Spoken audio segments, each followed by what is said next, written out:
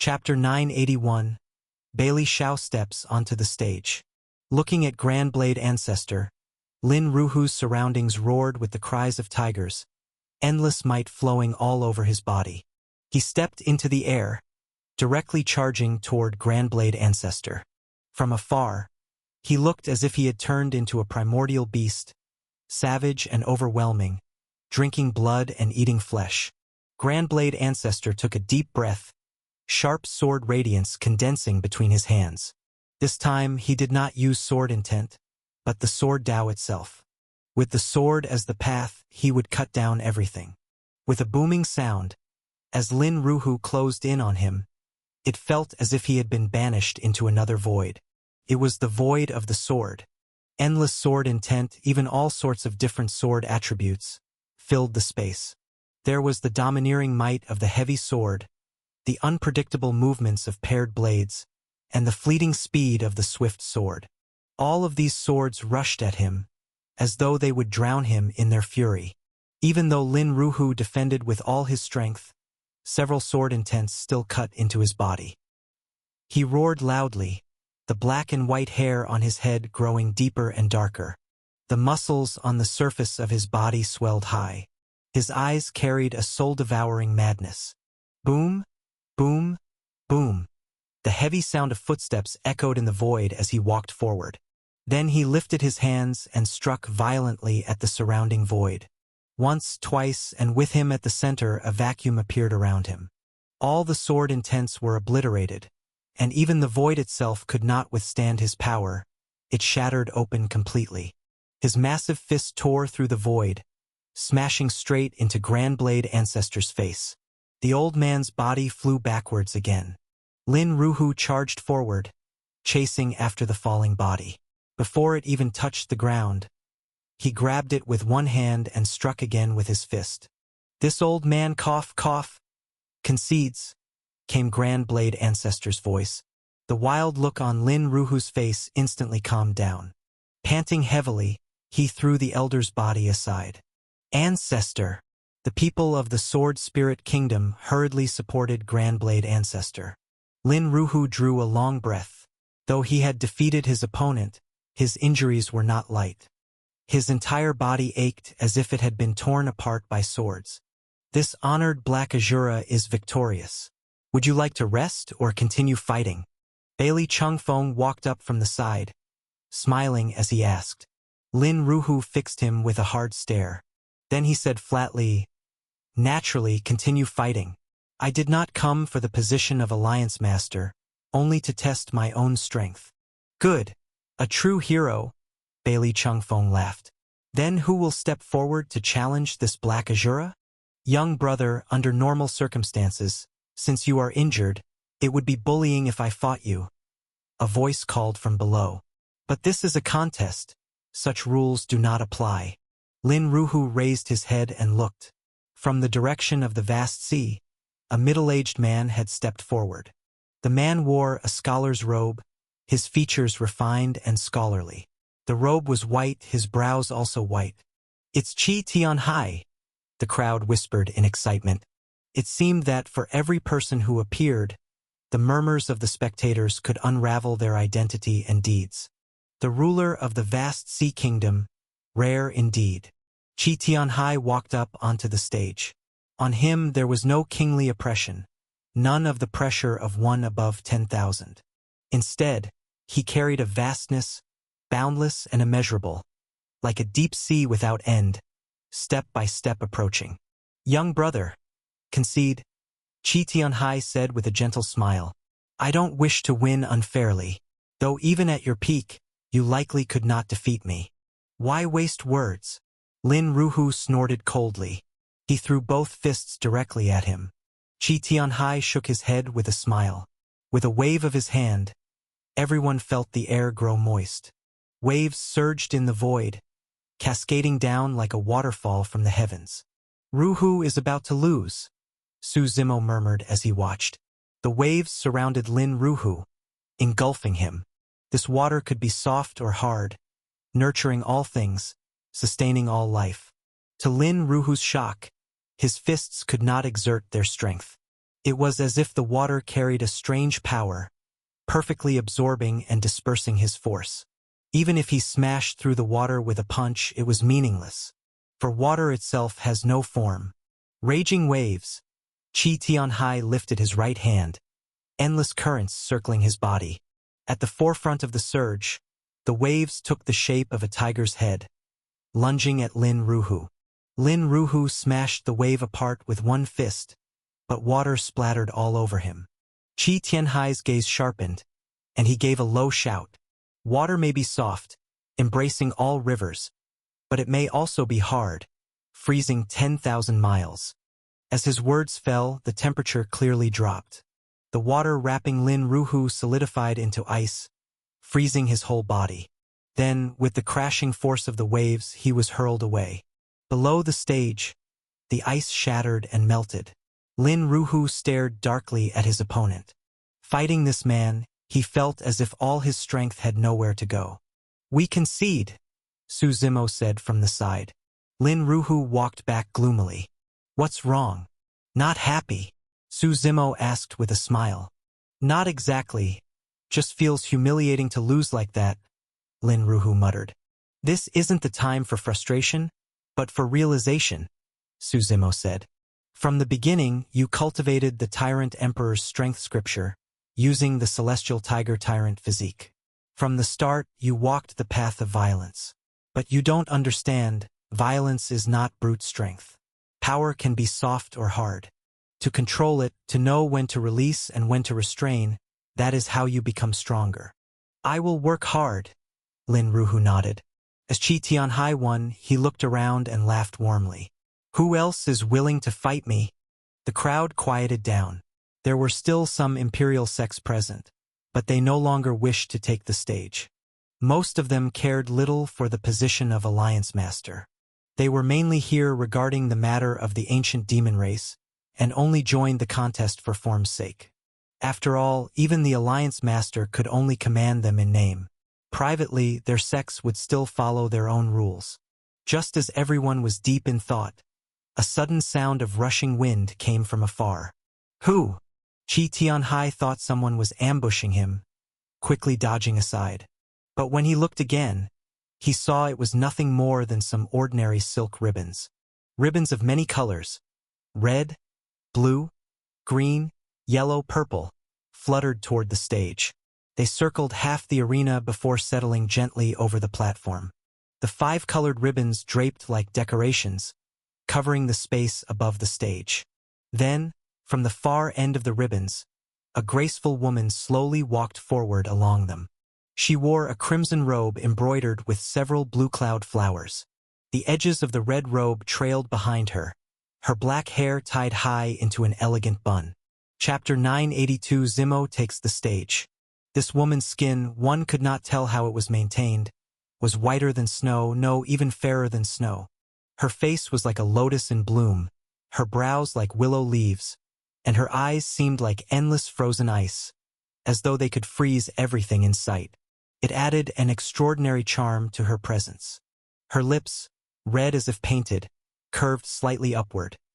Her hands delicate as tender shoots, skin like congealed cream, neck as smooth as jade, teeth as fine as shells, and brows arching like silken moths. This woman was Bailey Xiao. Having not seen her for some time, her transformation left people dumbfounded. Compared with how she was before, she was utterly different. Her aura and bearing changed completely.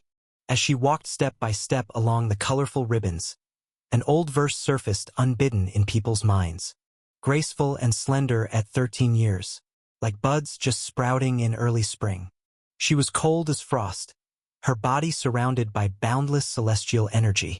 In a trance, many felt as if they were watching an immortal fairy descend from the heavens in white robes. But she was not wearing white, and she was no fairy. Her crimson robe bloomed like fresh blood, her breathtaking face as pure and fleeting as a moonlit flower, delicate, drifting, overflowing with fragrance. She was more like a daffodil flower with hidden thorns. I have long heard the Bailey Imperial clan has produced a woman of the ages, even comparable to the Grand Empress Hong Tian. Today, to meet you in person is an honor, Qi Tianhai said with a smile. The radiance of the Empress cannot be eclipsed by anyone, not even me. Bailey Xiao shook her head and answered earnestly. Her voice was ethereal, like a lark singing in the mountains. There is no need to belittle yourself. The achievements of those before us exist only to be surpassed. Qi Tianhai smiled again. I hear it was your proposal to convene this alliance conference? Yes, Bailey Xiao replied calmly. If the sovereign has doubts, you may ask after the meeting. For now, we are still in the duels. Then I was rude, Qi Tianhai chuckled. Though, looking at you, I truly find it difficult to strike. Beauty is but a skeleton after 100 years. Sovereign, you exaggerate, Bailey Xiao said, shaking her head. In that case, Qi Tianhai's smile faded. His aura erupted once more, towering waves crashing toward Bailey Xiao. Her gaze remained calm. She lifted her right hand, and with a flick of her finger, the rushing waves instantly froze solid. With a wave of her hand, there was a bang. The frozen water shattered, turning into countless icy arrows shooting toward Qi Tianhai. His eyes narrowed, surprised at how easily she had turned defense into offense. With both hands, he swept up another surge of water, forming a rotating circle before him. The whirlpool spun counterclockwise, pulling all the icy arrows into it. Qi Tianhai's momentum rose higher and higher, his aura like a surging tide. Spreading his arms wide, massive water columns rose around him, each transforming into a dragon soaring skyward. The dragons roared, descending upon Bailey Xiao. The sovereign need not test me. Bailey Xiao shook her head slightly. She stood still, unmoving. With a surge of spirit force, she waved her hand, and a colossal hand of energy materialized above. As it came crashing down, Qi Tianhai's lips curled with a subtle, knowing smile. The giant hand struck empty air. The 4 water dragons, instead of colliding with her, suddenly dispersed into the ground in 4 directions: east, south, west, and north. Bailey Xiao frowned. A formation? She asked, sensing the shift in the atmosphere. Correct, Qi Tianhai smiled. I know you are a troublesome opponent. To deal with you requires a single, decisive strike. He snapped his fingers. The arena beneath their feet began to tremble. For great forces surged upward from the corners, intersecting with each other. They formed the pattern of a 4-pointed star. Frost Dragon Sealing Formation, Qi Tianhai said lightly. Within the formation's range, the ground turned white, as though covered in frost. A colossal ice dragon coiled overhead, its massive head spewing streams of chilling frost. Bailey Xiao found her movements sealed, the very space around her locked down. Qi Tianhai revealed his true might without concealment. His fate star shone above his head, and with a shout he intoned, "The waters of the Yellow River descend from the heavens, surging toward the sea, never to return." The heavens above began to change. Wind and cloud churned. The sound of rushing water grew deafening. Suddenly, the sky split apart, revealing an endless ocean. It was a true ocean, boundless, without end, its crashing waters surging like the Yellow River flooding from above. "If you yield, I will spare your life," Qi Tianhai said. "If this fate star descends, the consequences will be your own." Bailey Zhao's expression remained unchanged, her gaze still calm and indifferent. "Attack!" Qi Tianhai roared. Dragging the sea itself, he hurled its power down upon her. The might of nature was truly terrifying, akin to the force of heaven and earth itself. The endless sea crashed down, threatening to obliterate everything. With a thunderous boom, centered on the formation encasing Bailey Xiao, the ocean fell. In an instant, the fortress-like arena collapsed under the torrent, violent waves surging madly.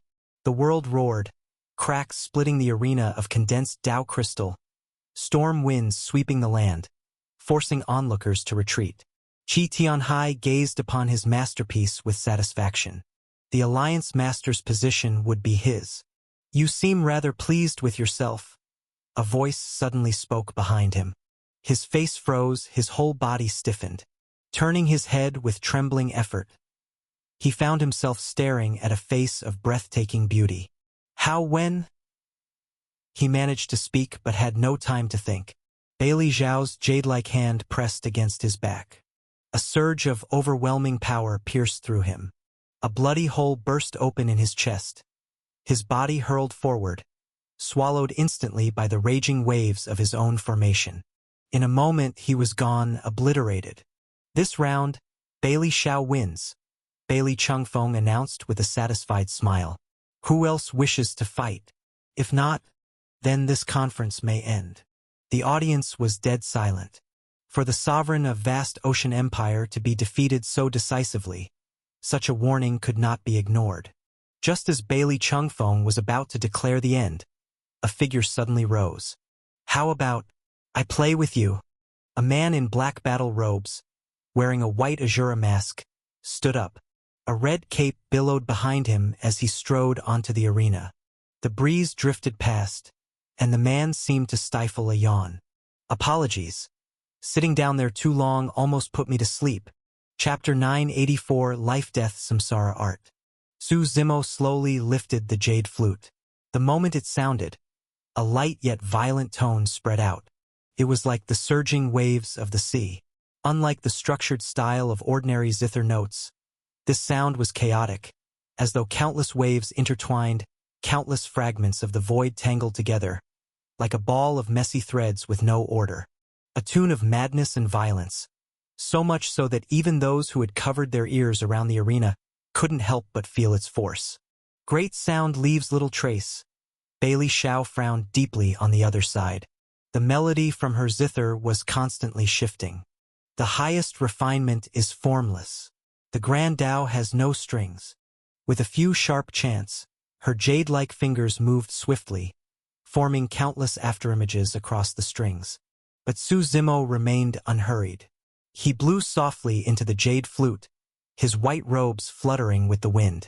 The infernal creation eternal canon, Nirvana, the breaking of the boundary between immortal and demon, the supreme divine song. This infernal creation eternal canon was a melody of rebirth and destruction. He may rage, yet I remain as the breeze brushing the mountain ridge. He may domineer, yet I remain as the moon shining over the river. Su Zimo stood at the very center. No matter how hard Bailey Zhao pushed, her zither notes could not approach within 3 meters of him.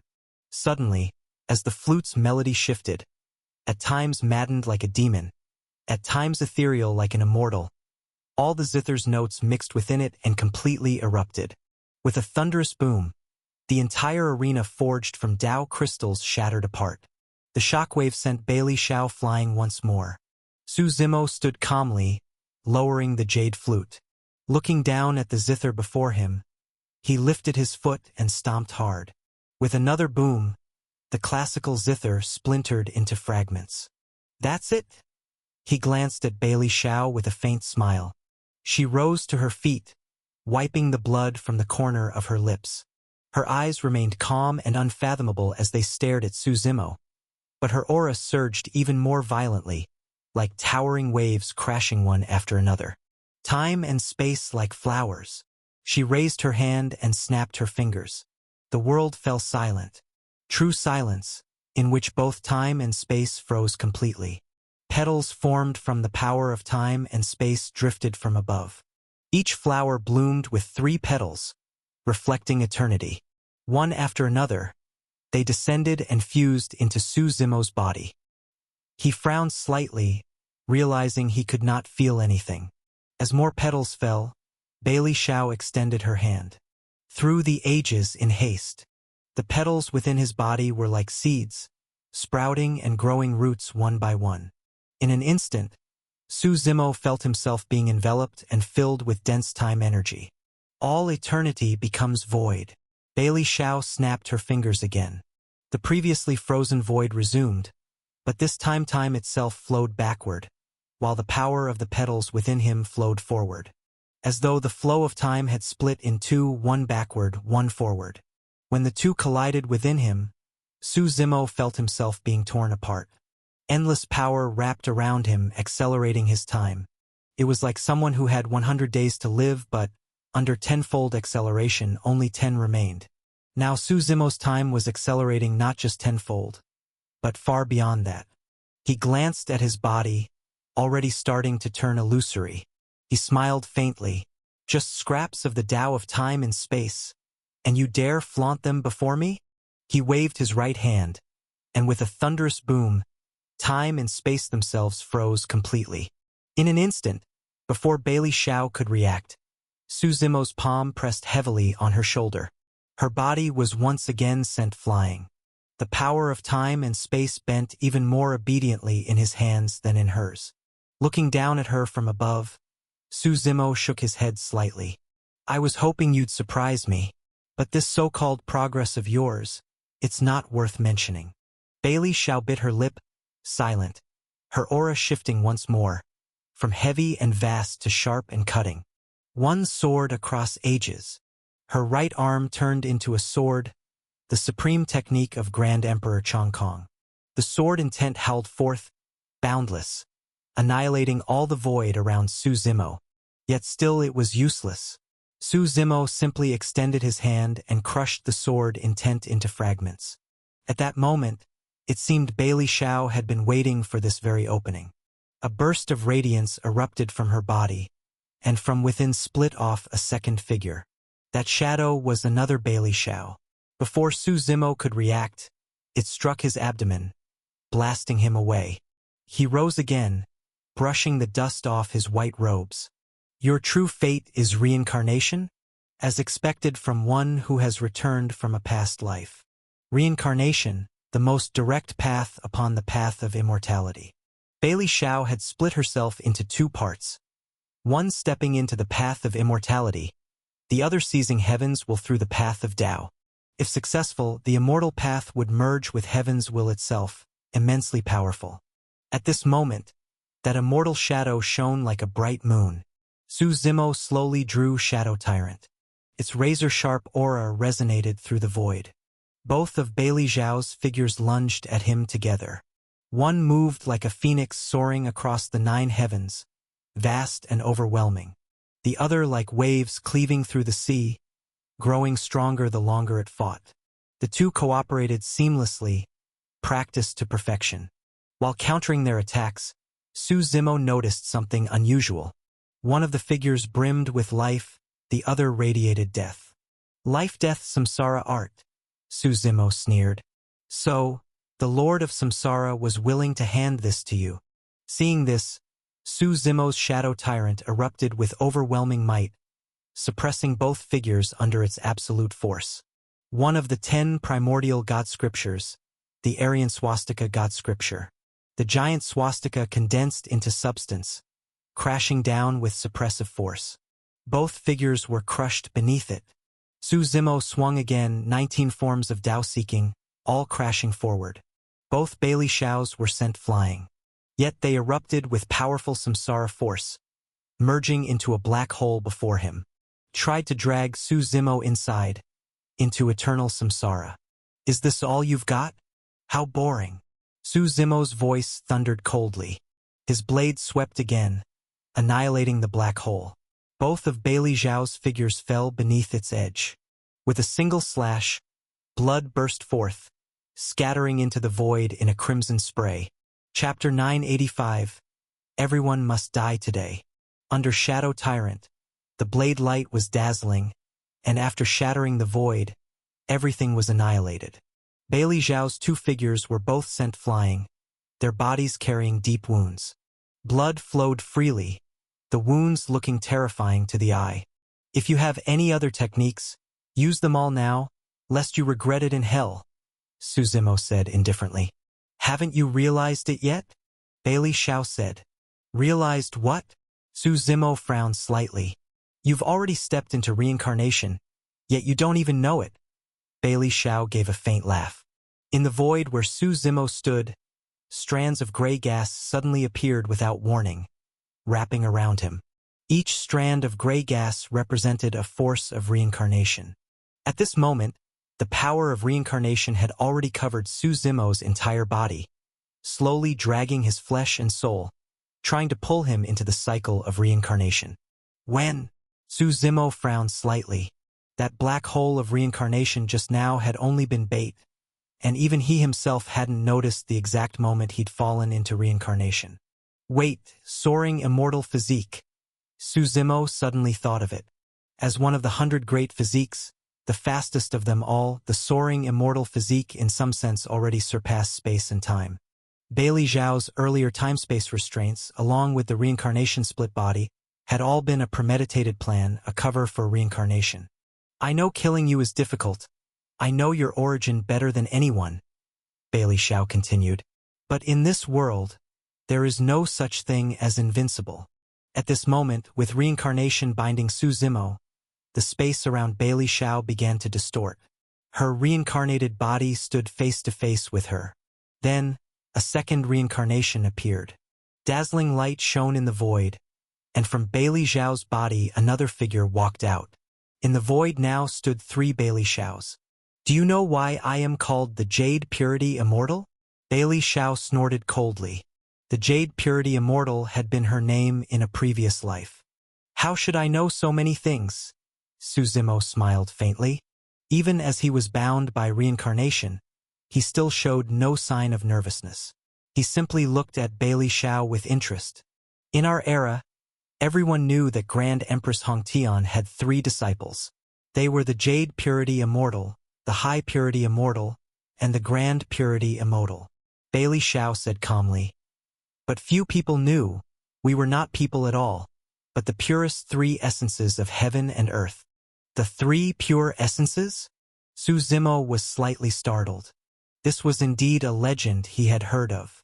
The universe is eternal, but every world is in constant change. From the creation of a particle world, to its peak of prosperity, and finally to its decline and destruction. When the blessed epoch where the ancient demon race resided perished, after tens of thousands of years of gestation, the current world appeared. The current world was divided into the legendary, the desolate, and the imperial eras. Whether it was Zhen Wu who created the imperial era, or the holy progenitor who opened the desolate era, they had only created a short-lived age. But this world they were now in, the entire primordial heartlands, also had its own creator. It was only because too long a time had passed that many people had already forgotten. Yet in many ancient mythic texts, the creator's name could still be found. Grand Ancient. According to legend, after Grand Ancient created the world, he died and vanished into Tao. His soul transformed into 3 streams of energies. They were the so-called 3 pure ones: High Purity, Jade Purity, and Grand Purity. These 3 energies were the most pure and ancient in the world. Oh! At this moment, Bailey Zhao's 3 figures stood in the void. Endless power was swirling around them. The entire void was filled with their immense strength. Hongtian was a woman peerless through the ages. Back then she found the 3 streams of energies and created the 3 great immortal laws: the Jade Purity Immortal Law, the High Purity Immortal Law, and the Grand Purity Immortal Law. Bailey Zhao's eyes flickered with divine light, as though she were a god. The 3 ultimate immortal laws, made specifically to destroy the ancient demon race, enough to kill you. Is that so? Then Grand Empress Hongtian was truly diligent. Su Zimo smiled. To be remembered by her day and night. Should I be glad or afraid? Today is your death date. No matter how you struggle, you are nothing but fish on the chopping board. Bailey Zhao coldly snorted. Her 3 figures stood in the sky.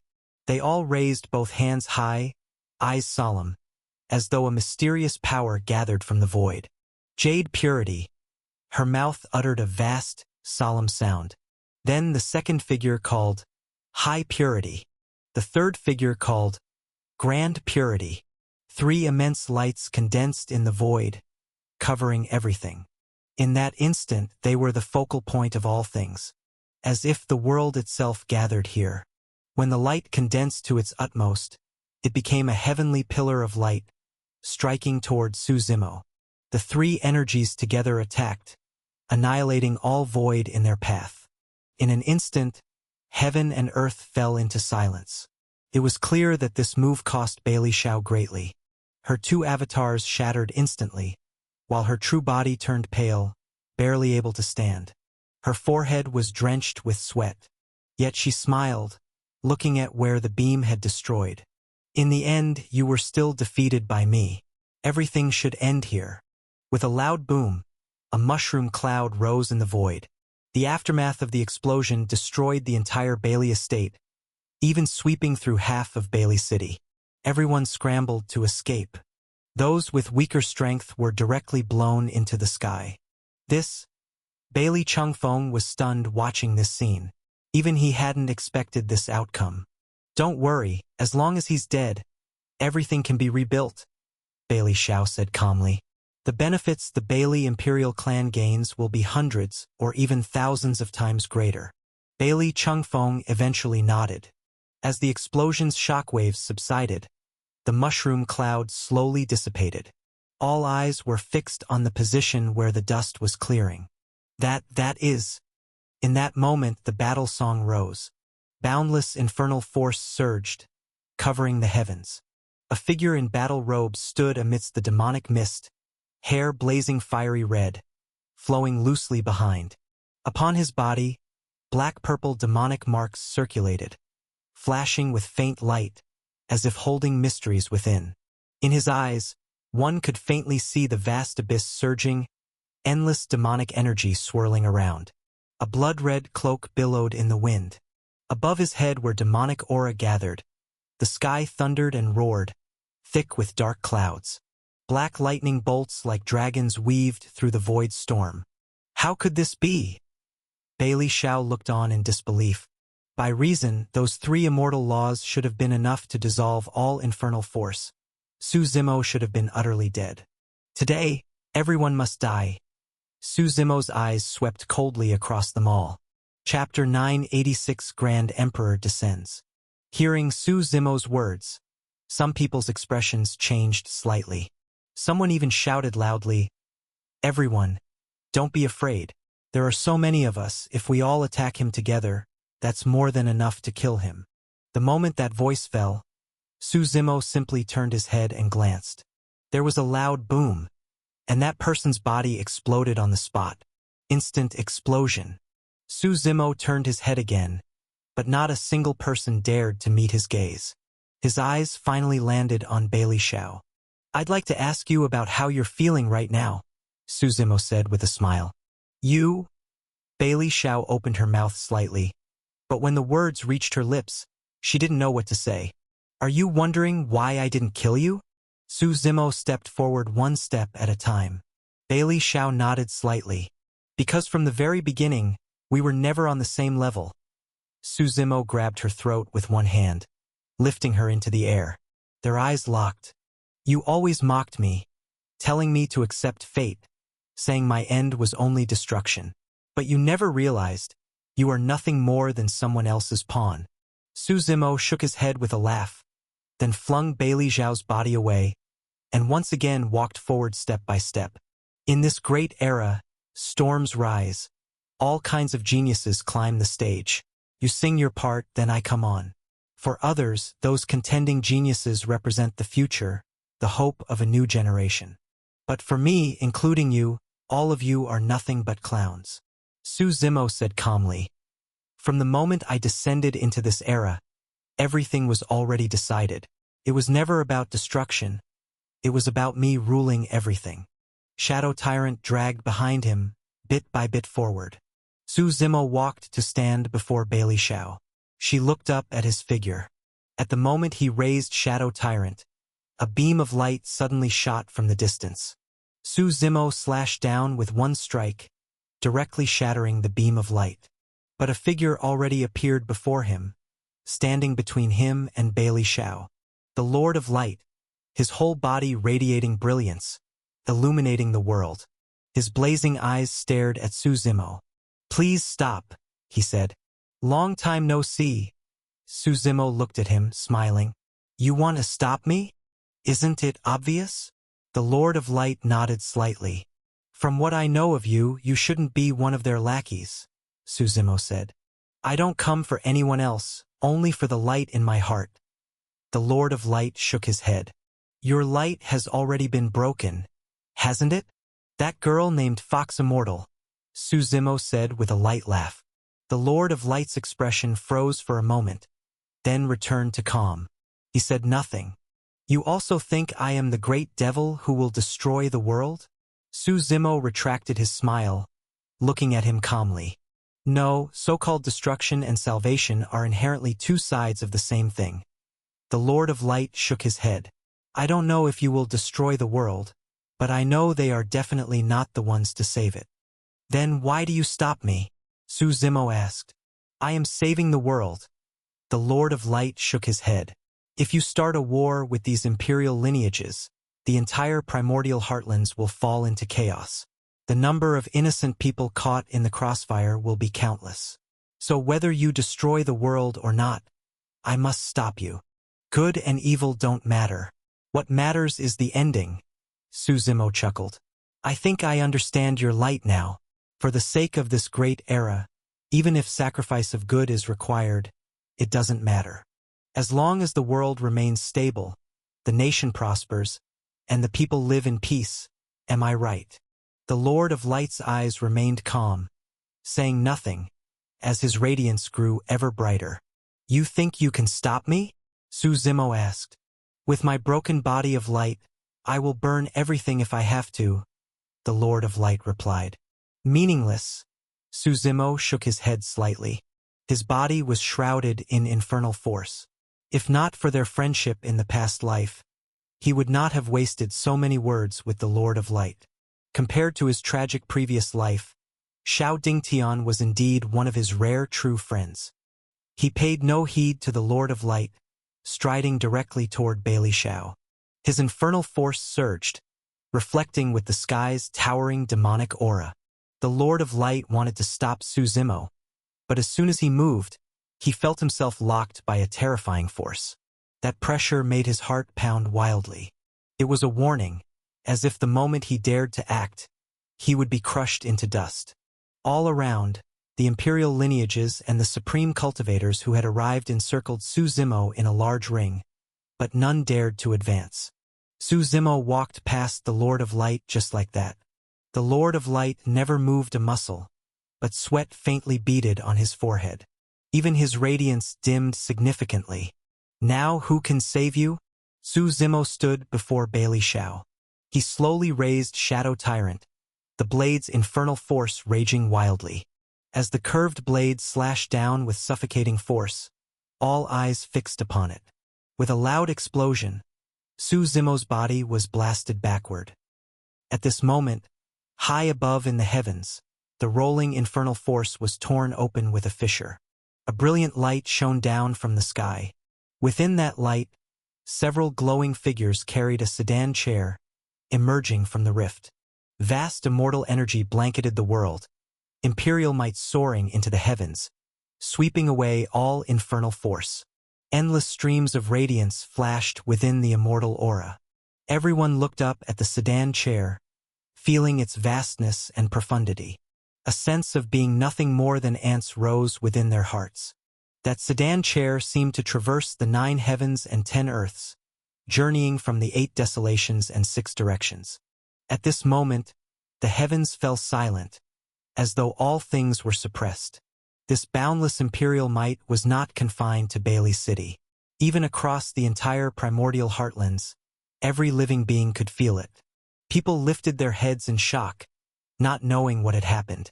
The Grand Emperor had descended in person.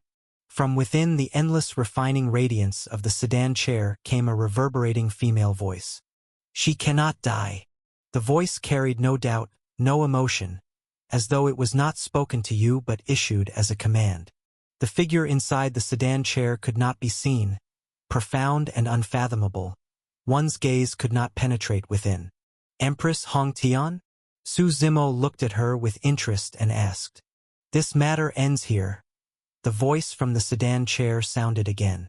Sorry, but today, even if not only you, Empress, descended in person, but all the Grand Emperors of the outer heavens, even if old villainous heaven itself came, it would be useless, Suzimo said calmly. She must die. Those are my words. Kill him. Each of you will receive 1 Nirvana Void Pill. The presence within the sedan chair ignored Su Zimo. Instead, it addressed all the imperial lineages surrounding them. The Nirvana Void Pill, this was the divine elixir that could allow one at the zenith immortal realm to comprehend laws and step into half-step Nirvana Void. Hearing this, everyone's breathing quickened. They all knew the one inside the sedan chair never lied. Her word was law. Chapter 987 God Emperor Va Dark Primordials arrive. Nirvana Void Pill. Before the words of the one inside the mirror finished, she continued. Besides the Nirvana Void Pill, whoever comes to the outer heavens in the future can also join my faction and obtain a place of shelter. Hearing these words, after the crowd's commotion, finally someone rushed towards Su Zimo to attack. I'll go. Once the first person took the lead, others followed closely behind, each bursting forth with immense power as they attacked. But just as the chaos erupted and everyone charged together, a loud boom resounded. A mighty force suddenly swept through heaven and earth, like mountains and seas collapsing, suppressing everyone in place. Whether they were sacred lords of imperial lineages or powerful rogue cultivators, at this moment, before this sudden power, they were nothing more than tiny fish and shrimp in the deep sea. It truly is lively, a man's voice rang out. Then everyone saw, from the other end of the sky, a black light shooting up into the heavens. The light transformed into a throne in midair. Like golden lotuses sprouting from the earth, dark energy formed the seat. A group of black-robed figures stood in the air, and among them appeared a heavenly avenue. On that avenue, laws flowed, profound meanings entwined.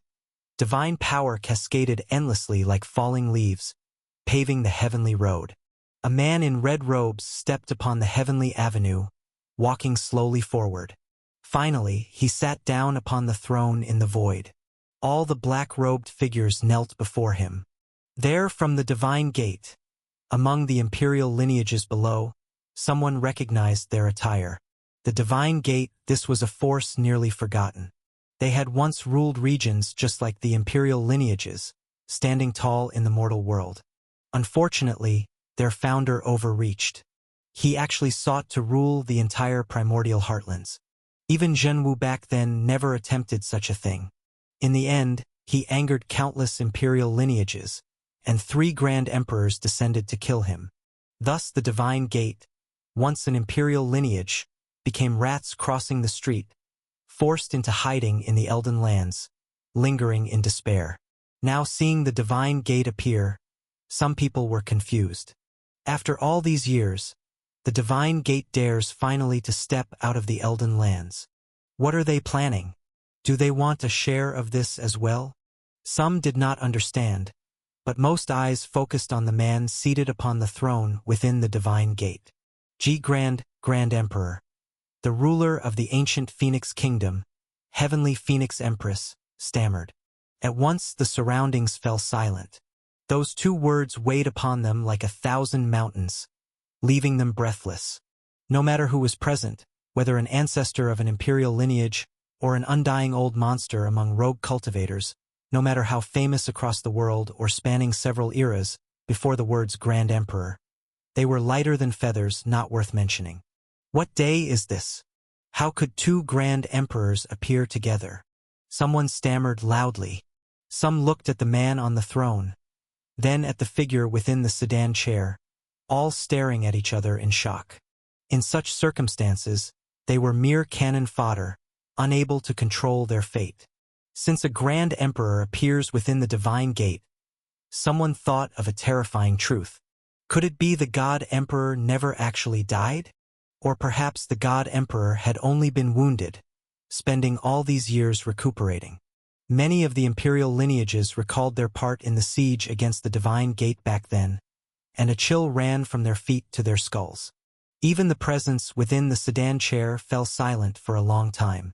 It seemed even she had not expected that a grand emperor might still exist in this world. "Who are you?" the one within the sedan chair asked. Her voice was light and ethereal, like the Milky Way scattering down from the 9th heaven.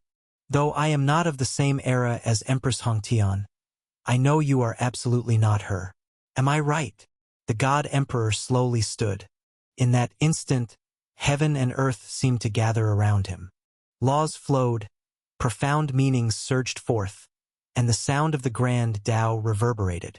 Grand Empress Hongtian would never, for something like this, forcibly open the Grand Tao and descend to the primordial heartlands.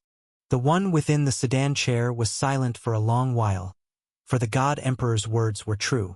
Grand Empress Hongtian would never lower her status.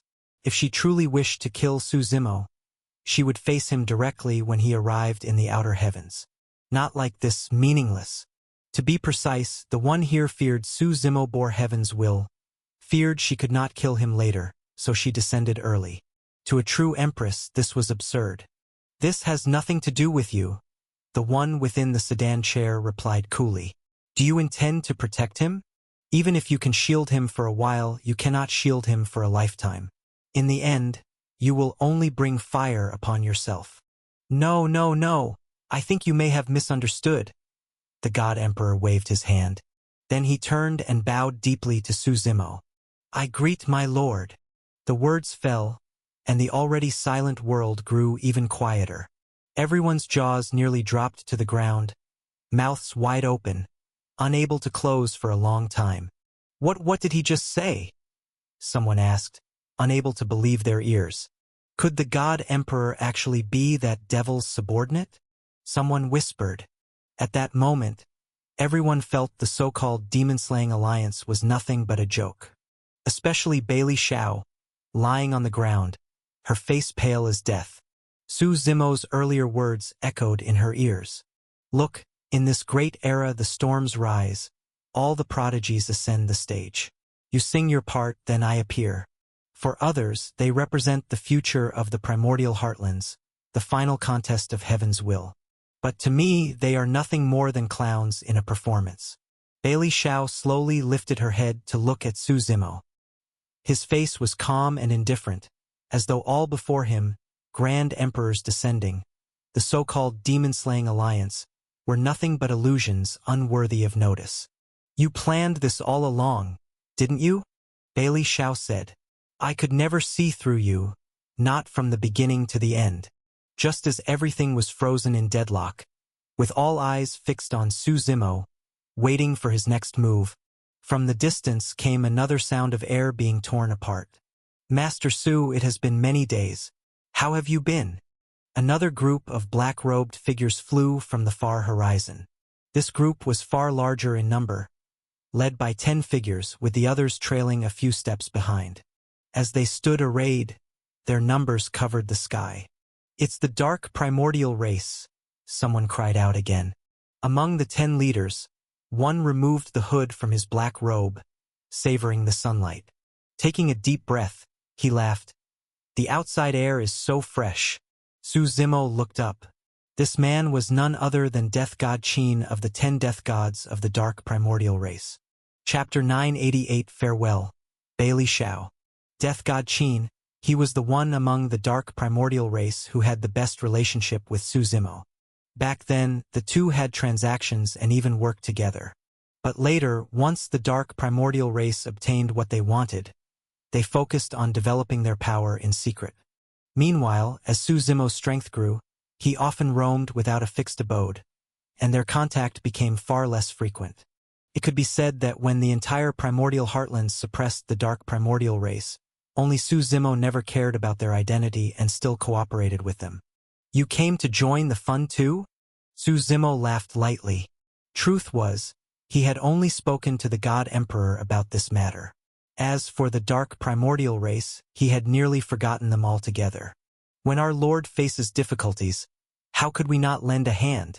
Death God Qin smiled.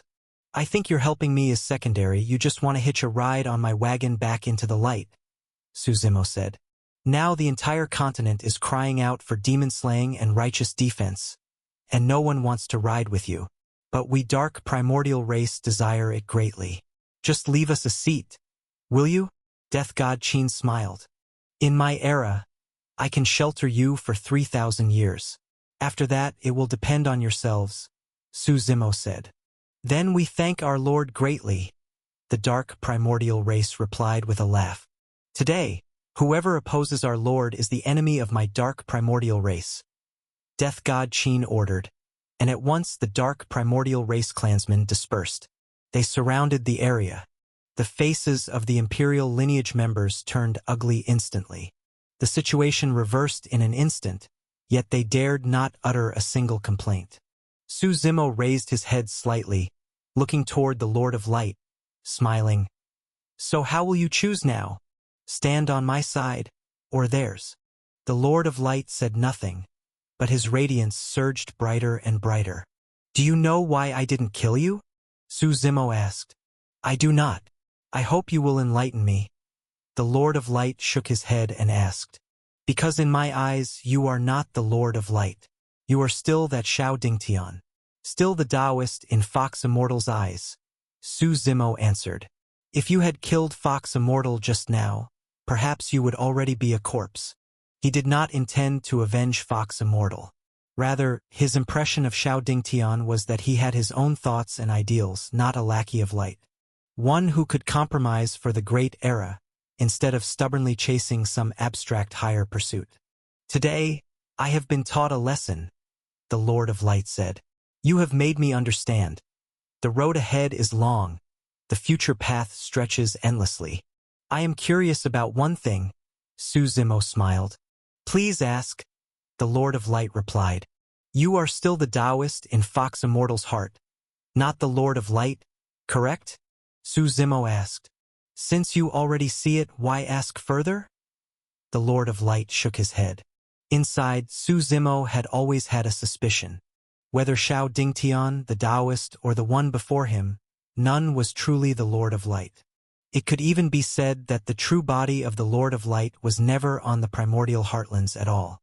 These avatars were merely vessels to spread light. But the difference was each avatar had its own thoughts. That was the terrifying part of these incarnations, to grant them thought, not just make them puppets. I would very much like to meet the true Lord of Light, Su Zimo smiled. When the time comes, you will naturally meet him, the Lord of Light replied. Then do you want to be the true Lord of Light? Su Zimo asked.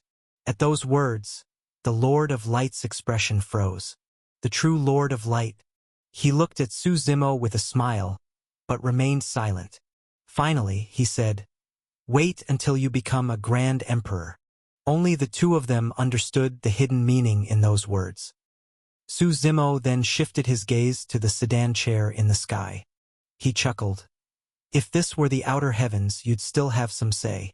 But now, forcing open the barrier between worlds, under the rules of the great Tao in primordial heartlands, how much strength do you still retain? The figure in the sedan chair fell silent. The sedan itself was crimson, with wild winds sweeping above. The next moment, the four light shadows carrying the sedan erupted with terrifying power, charging towards Su Zimo. The God Emperor had just intended to move, but Su Zimo stopped him. Let her come, Su Zimo smiled.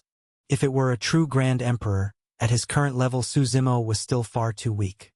But those who returned from the outer heavens were constrained by the world's heavenly Tao, their strength much reduced. And moreover, they could not remain in this world for long. As the four light shadows attacked, Su Zimo's eyes, already the heavenly Tao eye, unleashed one of the 10 primordial God scriptures, the infinite Samsara God eye. Between Tao and Samsara, a terrifying aura burst forth. Above Su Zimo's head, an immense eye appeared, overlooking all beings with cold indifference. In an instant, time and space twisted. Before the four light shadows could even reach Su Zimo, they were devoured by the warped void. Will you act yourself then? Su Zimo smiled. I will wait for you in the outer heavens. The shadow within the sedan said faintly, without revealing herself. Leave me a name, so I know whom to find. Su Zimo smiled. But the one within gave no reply, only vast immortal energy echoing through the void.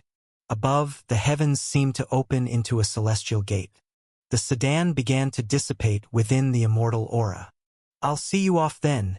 Su Zimo lifted Shadow Tyrant, unleashing the boundless blade intent. It transformed into a sky-splitting saber light, slamming heavily onto the fading sedan. A cold snort came from within, clearly displeased by Su Zimo's action. But in the end, the pillar of light vanished, taking the sedan with it. Su Zimo looked at Bailey Xiao before him, murmuring softly, "It ends now." At this moment, his feelings were hard to describe. Whether in his past life or this one, everything that had happened should end here. He would bear the heavens' will, journey to the outer heavens, and witness a new era. In that moment, Bailey Xiao gently closed her eyes. Countless scenes seemed to surface in her mind. Chu Yang, the gentle girl from Sunshine Village, or the many ups and downs of her previous life. As Shadow Tyrant fell, the blade light bloomed, and the world before her turned black. Chu Yang. Her figure, in pain, was reduced to ashes. Su Zimo held his blade, standing silent for a long time. At last, he turned, sweeping his gaze across all the imperial lineages and rogue cultivators present. "Spare us, my lord. Grant us mercy." At that moment, some unwilling to die began kneeling to beg for their lives. "We were deceived by the Bailey imperial clan. We are willing to serve under you." More and more people began to kneel. The longer one lived, the more one feared death. Indeed, that saying was true. Chapter 989, Declaring War on Immortal Extinction. After Su Zimo's gaze swept across the crowd, it fell upon the rulers of the major imperial lineages. He chuckled lightly. "Now then, how should I deal with you? Since we have done wrong, we are willing to accept punishment." Heavenly Phoenix Empress stepped forward first and spoke. "Look at you lot. None of you has the courage of a single woman." Su Zimo shook his head. "And yet you shout about eradicating demons and defending the Grand Tao, wanting to save the world? I think when true calamity comes, you'll be the first to run faster than anyone else." Hearing this, everyone lowered their heads in shame, but no one dared to refute him. "I have only one question," Su Zimo said. "Was it really so-called ancestors sending dreams, or descending doubts, that made you unite to kill me? In our ancient Phoenix Empire, it was an edict left behind by our ancestor, the Phoenix Emperor." Heavenly Phoenix Empress replied. "In our great Qian dynasty as well," others answered one after another. Su Zimo looked at these people. For the most part, it was indeed their ancestors' decrees. They didn't seem to be lying. "In truth, not all factions targeted you," Grand Blade Ancestor cautiously said. "At least from what I know, in the 36 empires of the northern continent, only some had such intentions. Most kingdoms actually didn't care about this matter. Our southern continent was the same," another person added. "There were countless imperial lineages on the primordial heartlands, but this incident involved only a portion of them. Of course, even a portion still numbered in the dozens, an astonishing force. As for why these grand emperors did this, Su Zimo couldn't know for now. He could only wait until he went to the outer heavens, where they would naturally meet, and then he could ask. "You may leave." Su Zimo waved his hand at the crowd. "Let us go." They were all stunned at his words, almost unable to believe it. "Yes, I'll let you leave," Su Zimo nodded. "As for the consequences of this incident, how you atone will be up to you. I'll give you 7 days. After that, bear the consequences yourselves." Su Zimo's meaning was simple. How to apologize, he wouldn't dictate. They could decide themselves. He had given them a chance. If after 7 days their form of apology didn't satisfy him, then the consequences went without saying. Hearing this, they knew it wouldn't end so easily. A massive bleeding of resources was inevitable, but to what degree, they would have to discuss among themselves. There was only one requirement. Su Zimo had to be satisfied. "Honored one, in 7 days we will definitely give you a satisfactory answer," Heavenly Phoenix Empress replied seriously. Then she left with the ancient Phoenix Empire's people. Other factions began to leave one after another as well. As for the rogue cultivators who had come to participate, Su Zimo turned to the dark primordial race, his eyes flashing with killing intent. He spoke a single word: "Kill." The meaning was clear. These rogues could not be spared. There had to be a bloody price so that some would learn fear. This was also a warning to the imperial lineages. A precedent, their corpses still hung in the ruins of Bailey City. Rogue cultivators were different from the imperial lineages. The sects could not run. Their roots were fixed in place. A sect with millions of years of history could not just abandon everything. But once rogues were let go, with the vastness of the primordial heartlands, they could easily disappear. Moreover, the imperial lineages acted on the decrees of their ancestors to kill him. What were these rogues doing it for? To grab a share of spoils? To join the commotion? From every angle, rogues could neither offer meaningful compensation nor be controlled. They were the perfect example to make with killing. At Death God Qin's command, the dark primordial race charged down. The slaughter began, but Su Zimo's eyes remained indifferent. Death God Qin and the God Emperor descended from the sky. Long time no see, Su Zimo smiled. Though you helped me in this battle, it also benefits you. Your divine gate, and your dark primordial race too, can both re-emerge into the light. Yes, at least in your era, no one dares to provoke us. Death God Qin sighed. As for the future, that is not for us to worry about. Later generations will have their own fate. God Emperor, how much longer can you stay? Su Zimo asked. A Grand Emperor's time in the primordial heartlands was limited. Once that time was up, they would be forcibly repelled and required to ascend. Before, the God Emperor's destiny had been broken, so he wasn't affected.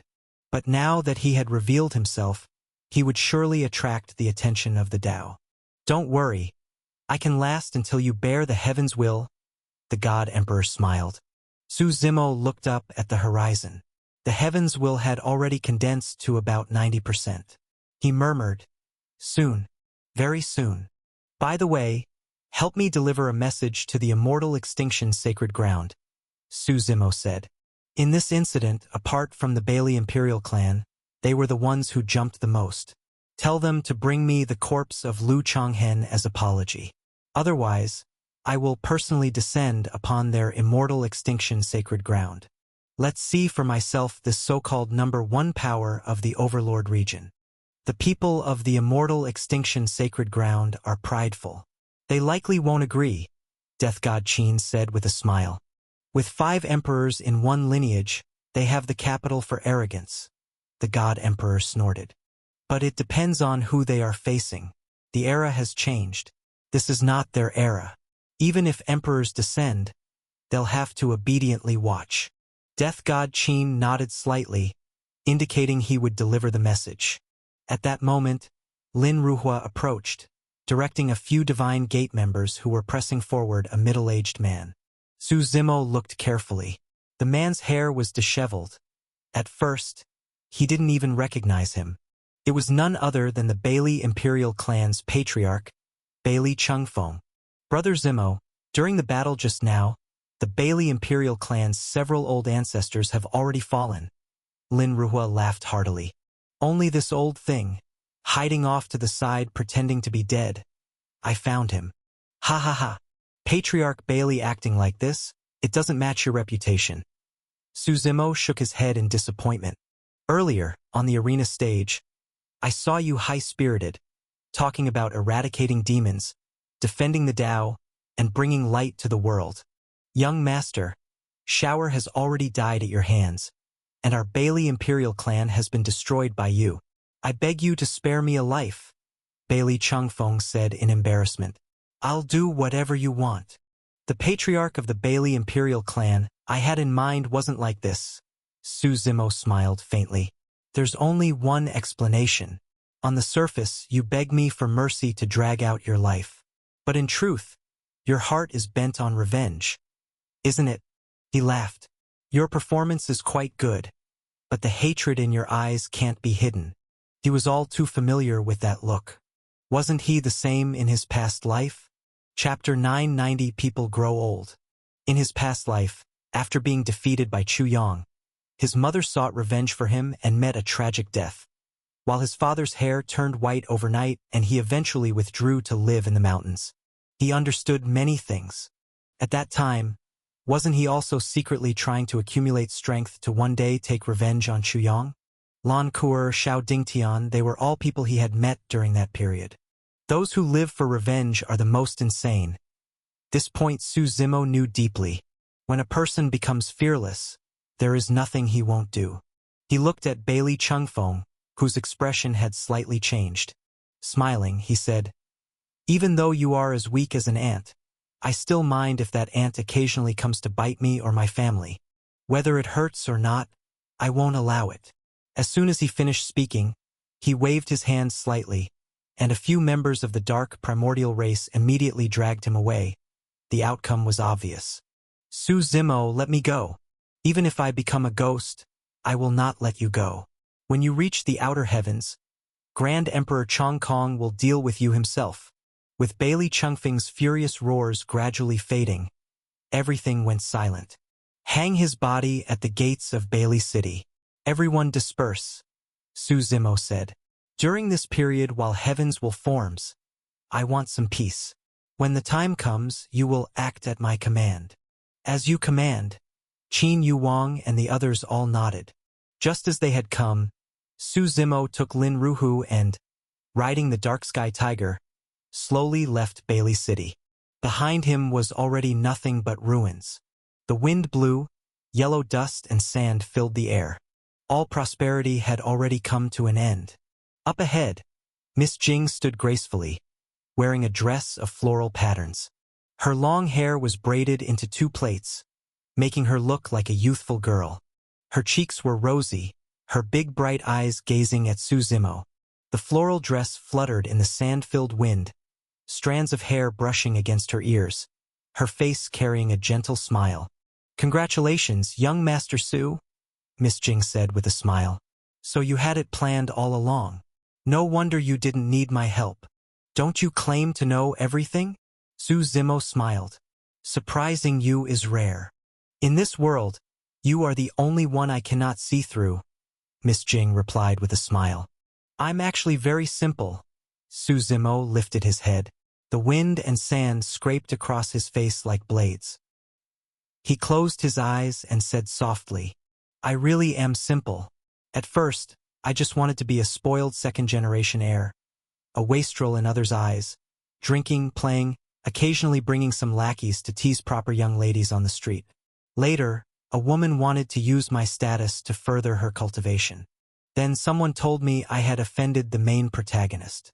Then others said I was the great demon king that everyone should kill." As he spoke, Su Zimo slowly opened his eyes, his face carrying a smile. He asked, "The Lord of Destruction told me Miss Jing can see past and future. Now that I say these things, do you understand?" "I understand, and I don't," Miss Jing replied. "But I believe you." She could feel that when Su Zimo spoke, it sounded half like a joke, yet carried a deep sincerity. "Whether you understand or not no longer matters," Su Zimo smiled. "People always forget their original intention. All say their original intention has not been betrayed. All say their original intention has not been betrayed." Su Zimo stopped speaking to her, murmured these words, and the dark sky tiger brushed past her, carrying him forward. Miss Jing stood there in the blowing sand, watching Su Zimo's figure fade away, swallowed by the storm. She whispered to herself, "I feel like he has realized something." But all around was silent, no one to answer her, only the roaring sandstorm covering everything. Not long after leaving Bailey City, Su Zimo saw a large group of people ahead. Among them were his father Su Qingshan, his mother Wenren Yun, his grandfather Wenren Jingshi, and even little Gue. Su Zimo slowly dismounted from the dark sky tiger and, together with Lin Ruhu, walked forward. "Father, mother," he greeted them with a smile. Wenren Yun rushed forward and held him tightly, tears falling like rain. "If anything had happened to you, how could I go on living?" Su Zimo only smiled. A mother's love was like this, gentle as spring breeze, flowing like autumn waters, delicate. He silently listened to her scolding, worrying, caring, without a single rebuttal. He knew his parents hadn't stepped in earlier because he had already stabilized the situation and no longer needed them. Otherwise, no matter the consequences, they would have rushed in immediately. Since the true martial sacred ground didn't want to get involved in this matter, his mother Wonrin Yun had gone north to ask her father, Wonrin Jingshi, for help.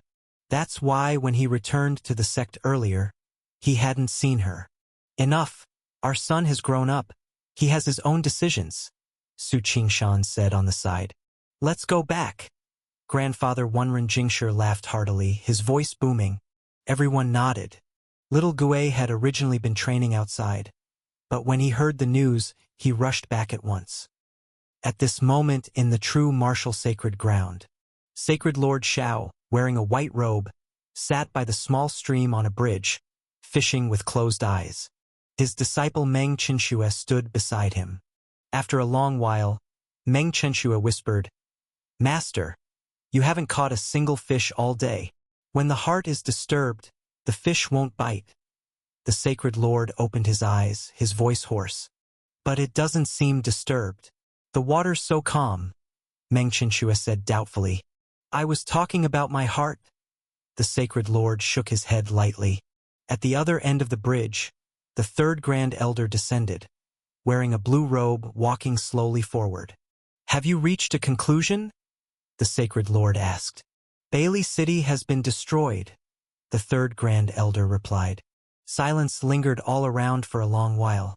This time, ripples finally spread across the water's surface. The third Grand Elder continued. He revealed himself at the demon-slaying assembly and suppressed everyone present. It said a Grand Emperor descended, perhaps the Empress. But from the Elden Land's divine gate, there was also a Grand Emperor, seemingly the God Emperor. It even seems members of the dark primordial race were there. They all supported him? The Sacred Lord asked. Yes. He killed some, spared some, the third Grand Elder said. Now he is on his way back to the sacred ground. I believe it won't be long before the news spreads across the 5 continents. The Sacred Lord remained silent. The third Grand Elder sighed, preparing to leave. Third Grand Elder, the Sacred Lord suddenly called. I'm old. Everyone grows old. The fish ate my bait, but it didn't get hooked. The Sacred Lord lifted the fishing rod. The line bear. Usually, I love fishing, it cultivates the mind. Even if I catch one, I always let it go. But this time I realized, I am the bait. Chapter 991. Dealing with the Aftermath. Hearing Sacred Lord Zhao's words, the third Grand Elder was silent for a moment. Then he laughed and said, Sacred Lord, you're overthinking this. Sacred Lord Xiao lifted his head, looking at the third Grand Elder. No matter what, he is still a disciple of our true martial sacred ground, the third Grand Elder replied. You also said before, as long as he stays in the sect, you would protect him. Although we didn't help him completely, it's not as if we did nothing. I understand, Sacred Lord Xiao nodded. He then asked, what about the other elders? How are they reacting? No reaction, very quiet. The third Grand Elder laughed. Quiet? I think they're all on edge. Sacred Lord Xiao shook his head. Before, they united to drive Qingshan down from the position of Vice Lord. Now let's see how they deal with this. Speaking up to this point, Sacred Lord Xiao sighed. I should go see the ancestor and explain the situation. Sacred Lord, in my opinion, the ancestor does not want to interfere in this matter. The third Grand Elder said. What do you mean? Sacred Lord Xiao was stunned for a moment. Although the ancestor doesn't show himself, you and I both know that no movement within the sect can escape the notice of the ancestors. The third Grand Elder continued. But this time, the matter is so huge, yet from start to finish the ancestor has not appeared. Think about it, is it because he does not know, or because he does not want to care? He didn't continue after this, the meaning was already clear. You see more clearly than I do. Sacred Lord Xiao gave a bitter smile. You're just too deeply caught up in it to notice. The third Grand Elder shook his head. Though, it's rare for Sacred Lord to be like this. Then what do you think I should do? Sacred Lord Xiao asked. You don't need to do anything, or rather, Sacred Lord doesn't need to look for Su Zimo, but instead could go to the Vice Lord, the third Grand Elder analyzed. With the current situation, no matter how well the sect behaves, for that young man it is just adding flowers to brocade, but it can no longer provide timely help. It would be better to start with the Vice Lord, maybe it will have a miraculous effect. Hearing the third Grand Elder's words, Sacred Lord Shao nodded slightly, then sighed once again. A group of people returned from the outside world back to the sect. At this moment, not just the true martial sacred ground, but even the entire eastern continent was shaken. It wouldn't be long before the entire primordial heartlands knew. Su Zimo said to everyone, I want to go back and rest for a while. If nothing important happens during this time, try not to disturb me. Everyone nodded. They also knew he was tired, or perhaps before the struggle for heaven's will. The best thing was rest. Back at South Goose Mountain, Su Zimo took a hot bath, then lay down on his old reclining chair. Like this, he drank wine and relaxed for 3 days straight. Even though during these few days the outside world underwent earth-shaking changes, South Goose Mountain remained peaceful, undisturbed in the slightest. On the 4th day, Lin Ruhu and Little Gue came to find him. Brother Zimo, those imperial lineages have sent people, Lin Ruhu said. Who are they? Su Zimo slowly opened his eyes and yawned. He was only wearing a somewhat thin, long-sleeved robe. Shadow Tyrant was placed to the side, untouched these few days, his hair slightly messy at the back. All the imperial lineages that attended the Bailey Imperial Clan's demon-slaying assembly have come, Little Gue replied. And some that didn't attend but had previously taken a stance have also come to apologize. What does the sect say? Su Zimo asked. Sacred Lord Shao told me to ask for your opinion. Everything is according to you, Lin Ruhu said. Let's go then, let's take a look. Su Zimo waved his hand and stood up. In the true martial sacred grounds reception hall, many leaders of the imperial lineages had gathered. Sacred Lord Shao did not appear, instead letting the Grand Elder handle it. Any one of these leaders was a ruler in their own domain. United they could even shake the primordial heartlands. But now they were restless, sitting like on pins and needles. If this matter wasn't resolved, they wouldn't even be able to sleep at night. Master Su, seeing Su Zimo appear, everyone quickly stood up to greet him. You all came quite early, Su Zimo chuckled. He casually glanced around. Phoenix Empire, Sword Spirit Empire, Purgatory Sacred Ground, including some imperial lineages he hadn't seen before, like Grand River God Sect, Azure White Sacred Ground, Sword God Sacred Ground, and the like. Go ahead then, let's hear your solution, Su Zimo said. The Heavenly Phoenix Empress of the ancient Phoenix Empire was the first to stand up. She waved her right hand, and in her pale palm appeared 3 drops of blood. The blood was dazzlingly red, giving the impression that an unparalleled beast was brewing within. It was as though the blood itself was alive. The Heavenly Phoenix Empress said, These 3 drops are the essence blood of the ancient phoenix. I am willing to offer them to Master Su. Aside from this, whatever Master Su needs, just say the word. The ancient phoenix was a god-beast from the legendary era. In this current age, ancient creatures had long gone extinct. Even god-beasts from the desolate era were less than 1/10 of what they once were.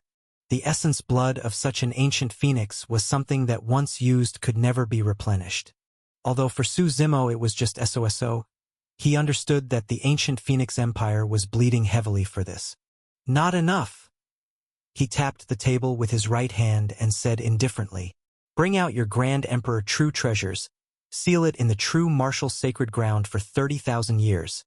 And in addition, every year you must tribute no less than 10 million spirit stones. This was what Su Zimo could think of for now, since these imperial lineages currently had little real use to him. The Heavenly Phoenix Empress's face changed slightly. She hadn't expected Su Zimo's appetite to be so great. Tribute every year.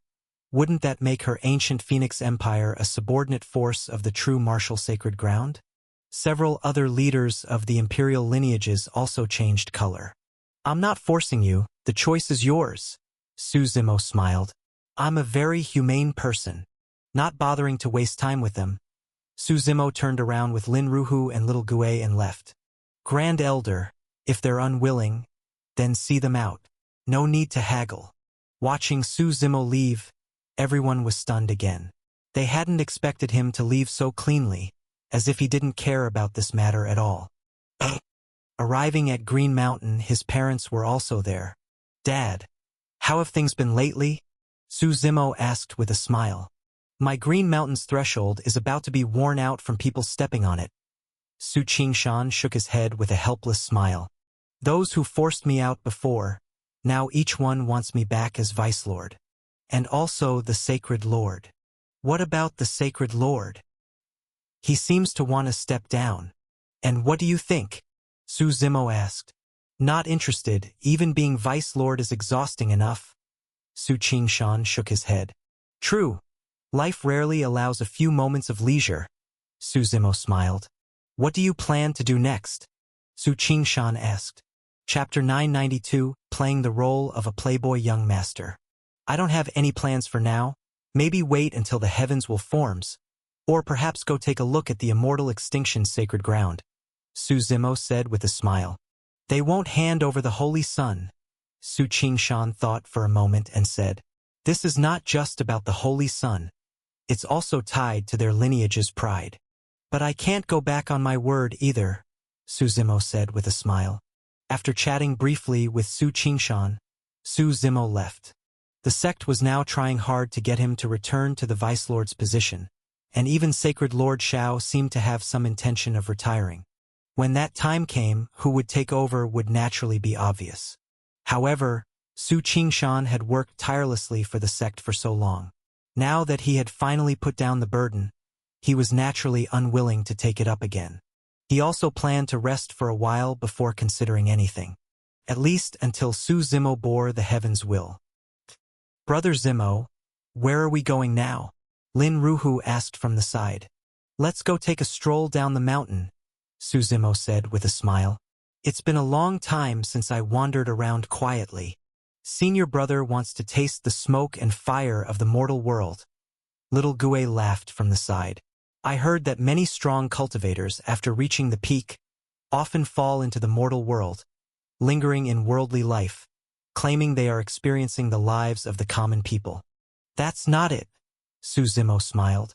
It's just that I suddenly remembered an old dream a few days ago and felt I should realize it. What was senior brother's old dream? Little Gue asked curiously. I know, Lin Ruhu laughed. He always wanted to become the #1 playboy in the world. Then what did senior brother experience to change so much? Little Gue asked in surprise. Suzimo shook his head with a smile, secretly thinking to himself, if you lived life over again, naturally things would be different. Then he smiled and said, What? Senior brother isn't a playboy now? Then let's go down the mountain and I'll let you experience a day in the life of a playboy. The three chatted and laughed as they walked down the mountain. Around the true martial sacred ground were mostly towns with few actual cities. The nearest city was Flourishing Sun City to the east. Flourishing Sun City was named after the rising sun, as it was said the first ray of sunlight each morning always shone upon this city first. Today Flourishing Sun City seemed to be holding some kind of gathering, and it was particularly lively. People bustled back and forth, vendors on the streets shouting their wares, and the smell of food wafted for several streets. The incident in Bailey City had already stirred up a huge storm, spreading across the entire world. Many great powers had begun warning their disciples to stay put during this period, forbidding them to go out and cause trouble again, even though people could already sense a looming storm in the air. But those were matters for the great powers. As for ordinary commoners and small vendors, they couldn't care less. All they cared about was whether they had enough to eat each day, what the weather was like, and how much they sold today. Those were the real concerns of ordinary people. As for the world's destruction, sorry, I still need to earn money. If the sky falls, the tall ones will hold it up. Oh, what do you think a playboy young master should look like? Suzimo asked with a smile. Dressed in fine white robes of silk? Holding a folding fan. Little Gue chuckled. His face should be sickly pale, like someone with kidney deficiency. And he must have a few vicious servants. Lin Ruhu nodded. Walk with his nose in the air, head raised, strutting about. Ruhu, you sure know a lot, Su Zimo said with a smile. Then today, let's be a playboy young master again. The three of them arrived at a fairly decent-sized tavern. Looking up, they saw 3 large characters written above, Bright Moon Tower. On both sides were plaques with couplets. When will the bright moon appear? I raise my cup and ask the heavens. Entering the tavern, they found its decorations rather elegant, with a hint of antique style. Within the antique style was also a bit of unique charm. The first floor was filled with diners, most of them people of noble status. Even when they conversed, their voices were low. As the 3 walked in, Lin Ruhu, tall and burly, swaggered over and sat heavily at a table, loudly shouting, "Innkeeper, bring wine!" That shout drew nearly everyone's attention. The tavern's attendants weren't men, but rather beautiful women. They all wore matching, revealing uniforms, each with curvy figures. "Honored guests, what do you need?" one woman asked as she swayed her slender waist, walking over. "Bring all your best dishes and wine here for our young master," Lin Ruhu said with a cold snort. Su Zimo sat at the head seat, while little Gue stood at his side, dutifully massaging his back. "Our tavern has many dishes, but I fear the table won't fit them all, nor could you finish everything," the woman said with a polite smile. "Why don't I bring the menu for you to choose from?"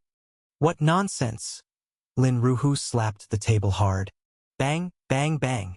Are you afraid we can't afford it? When I tell you to bring it, you bring it." "Very well." The woman nodded helplessly and withdrew. Su Zimo noticed that people around them were quietly surrounding their table, probably to prevent trouble. "Senior brother, how was that performance?" Lin Ruhu turned his head and whispered with a grin. "Not bad." Su Zimo nodded with a smile. Once they settled in, the Bright Moon Tower's efficiency was impressive. In less than half an hour, waitresses began bringing dishes one after another. As little Gue ate, he asked, "Senior brother, what do you plan to do about the immortal extinction sacred ground?" "Didn't I say before?" Su Zimo replied. "I want Lu Changhan's head as an apology. If they refuse, do you really plan to attack their sect?" Little Gue asked. "So what?" Su Zimo replied. "I'm not afraid of them. But right now, with the heavens will about to form, everything should take that as priority," Little Gue explained. "Once you bear the heavens' will, then you can do whatever you want." "Don't worry, I know what I'm doing," Su Zimo nodded. "After you return this time, will you still go out to train?" "No, I won't." Little Gue shook his head. "Once everything settles, I'll go into seclusion to cultivate." "And you, Ruhu?" Su Zimo asked. "I think I still need training. Once you bear the heavens' will, I want to go take a look at the outer heavens," Lin Ruhu said. As they were talking, another group of people entered from outside. Leading them was a graceful young man surrounded like stars around the moon. The group had over a dozen people all around Su Zimo's age. "Innkeeper," someone called out. A woman walked over. "Are you here to dine or stay?" "You won't do. Call your innkeeper out." The elegant young man in front waved his hand casually. Chapter 993, Playboy Meets Playboy. "Did you hear that? Young Master Gao Yang says you're not qualified. Let your shopkeeper come out." Someone next to him began shouting. When they arrived, the first floor of the tavern was already scattered with people sitting here and there. At this moment, young Master Gao Yang and his group began driving people away from other tables to clear out empty ones. Someone who was dissatisfied tried to argue, but was slapped several times until they were dazed. This group of people was completely unreasonable. The originally quiet atmosphere was instantly destroyed. "Why has young Master Gao Yang decided to grace my humble place today?" A soft voice came from the back of the tavern. Soon after, a woman gracefully walked out. She was a little older, around 30-something. Her looks were not the most stunning, but she could still be rated an 8 out of 10. The main point was her figure, absolutely flawless, full where she should be full, slender where she should be slender. A perfect body with not a single flaw to be found. Anyone who saw her would surely praise her. "Sister Su, I just missed you," young Master Gao Yang said with a smile. As the woman walked up to him, he stretched out his right hand to pull her into his arms. But she was quick and graceful, turning slightly to avoid his grasp. With white teeth and red lips, she smiled. "Young Master Gao Yang, you've frightened my guests. That doesn't look like missing me." "How could that be?" Young Master Gao Yang leaned against the table, smiling. "They're worth how much anyway? If Sister Su is short of money, you can just tell me. Little May, bring the menu and let young Master Gao Yang choose what he'd like." The woman did not continue the conversation but instead instructed another girl beside her. At another table, Su Zimo and his group were watching this scene. Lin Ruhu laughed. "Aren't we running into another playboy young master?" "Interesting," Su Zimo said with a smile. No. If he finishes putting on a show, then what are we here for?" Lin Ruhu thought for a bit and shook his head. "Don't rush, let's watch," Su Zimo replied. The bright moon tower was indeed impressive in its details. Whether in service or decoration, it left a good impression. Young Master Gao Yang picked up the menu, looking through it while his hand took liberties with the waitress holding it. The woman looked embarrassed, only able to dodge awkwardly. "Little May, step down." The woman surnamed Su waved her hand, seemingly unable to watch further. The dozen people Gao Yang brought could not fit at just one table, so another nearby group of guests was driven away. This was a young man and an old man. The young man had silver hair, which was strikingly eye-catching. His skin was delicate, and though he was male, his feminine aura outweighed his masculinity. "On what grounds?" The young man, angered by having his seat taken, stood up and shouted. His right hand was already on the sword at his waist, but the old man with him stopped him. "He doesn't understand, young masters, don't take offense," the old man quickly said with a forced smile. But their dishes had just been served, and they hadn't even eaten a few bites. The old man's eyes scanned the first floor, finally landing on Su Zimo. "Would you gentlemen mind sharing your table?" Su Zimo nodded slightly. Their dishes were moved to Su Zimo's table, and the two sat down. When the young man sat down, there was a faint fragrance from his body. Lin Ruhu felt uncomfortable and slid closer to Su Zimo, whispering, "This guy doesn't have unusual preferences, does he? Do you know the phrase, a woman disguised as a man?" Su Zimo replied with a smile. "Ha!" Lin Ruhu froze for a moment, then seemed to understand. He then carefully scrutinized the person, staring until the other's face flushed red. "What's this young Master Gao Yang's background? The people here seem to fear him quite a bit," Little Gue asked. The young man beside them still had some anger, snorting. "He's only arrogant in this tiny patch of land." The old man, however, was more amiable. He first introduced himself. His name was Wei Guohua, and the youth was called Wei Ying. They were grandfather and grandson, visiting relatives here from the Violet Sun Empire. This young Master Gao Yang belongs to the Gao clan, a well-known powerful clan in the imperial city of the Violet Sun Empire. Of course, such so-called powerful families are not much. Within the empire, they're nothing more than lackeys of sections. But the Gao clan produced a notable figure. I heard the family head's younger brother is an inner court elder of the true martial sacred ground. Hearing this, Su Zimo and his companions exchanged smiles, understanding. An inner court elder wasn't a very high position, but it depended on where. With the true martial sacred ground as the overlord of the eastern continent, the weight of such a position was quite considerable. Especially after the events in Bailey City, many believed the holy son of this generation of true martial sacred ground would inherit the heaven's will. If a grand emperor emerged, the status would be entirely different. An inner court elder would then be untouchable even by many first-rate powers, who would instead seek to curry favor. "Which inner court elder?" Su Zimo asked casually. He glanced at Little Gue. He and Lin Ruhu had noble identities, born as core disciples. One's father was the vice lord, the other's grandfather was a grand elder. Naturally, they had little contact with the inner court. But before meeting Su Zimo, little Gue had been an inner court disciple, so he understood that world much better. The only inner court elder surnamed Gao is Elder Gao Rushu. Little Gue thought for a moment before answering. Yes, that's him. The old man quickly nodded. Looking curiously at them, he asked, And you gentlemen are? We're outer court disciples of the true martial sacred ground, Su Zimo said with a smile. Young and promising, I've misjudged you, the old man hurriedly said. Su Zimo waved his hand and said, You two enjoy your meal, we'll be leaving first. The three of them stood up to leave, but were blocked by one of the tavern's women. Gentlemen, please settle the bill, 103 spirit crystals in total, but we'll charge you only 100.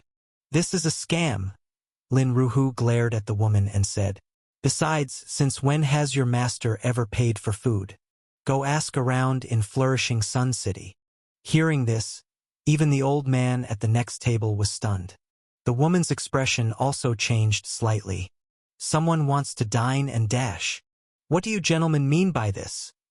The woman surnamed Su came over after hearing the commotion. To eat and run at my Bright Moon Tower.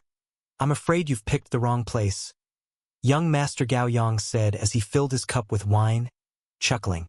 A bunch of ruffians. Wei Ying also snorted coldly. Then what do you want to do? Lin Ruhu asked.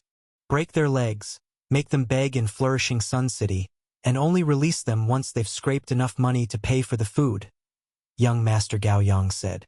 Chapter 994 Princess, well done. Hearing this, Lin Ruhu sneered and said, Kid, that joke isn't funny. Is that so?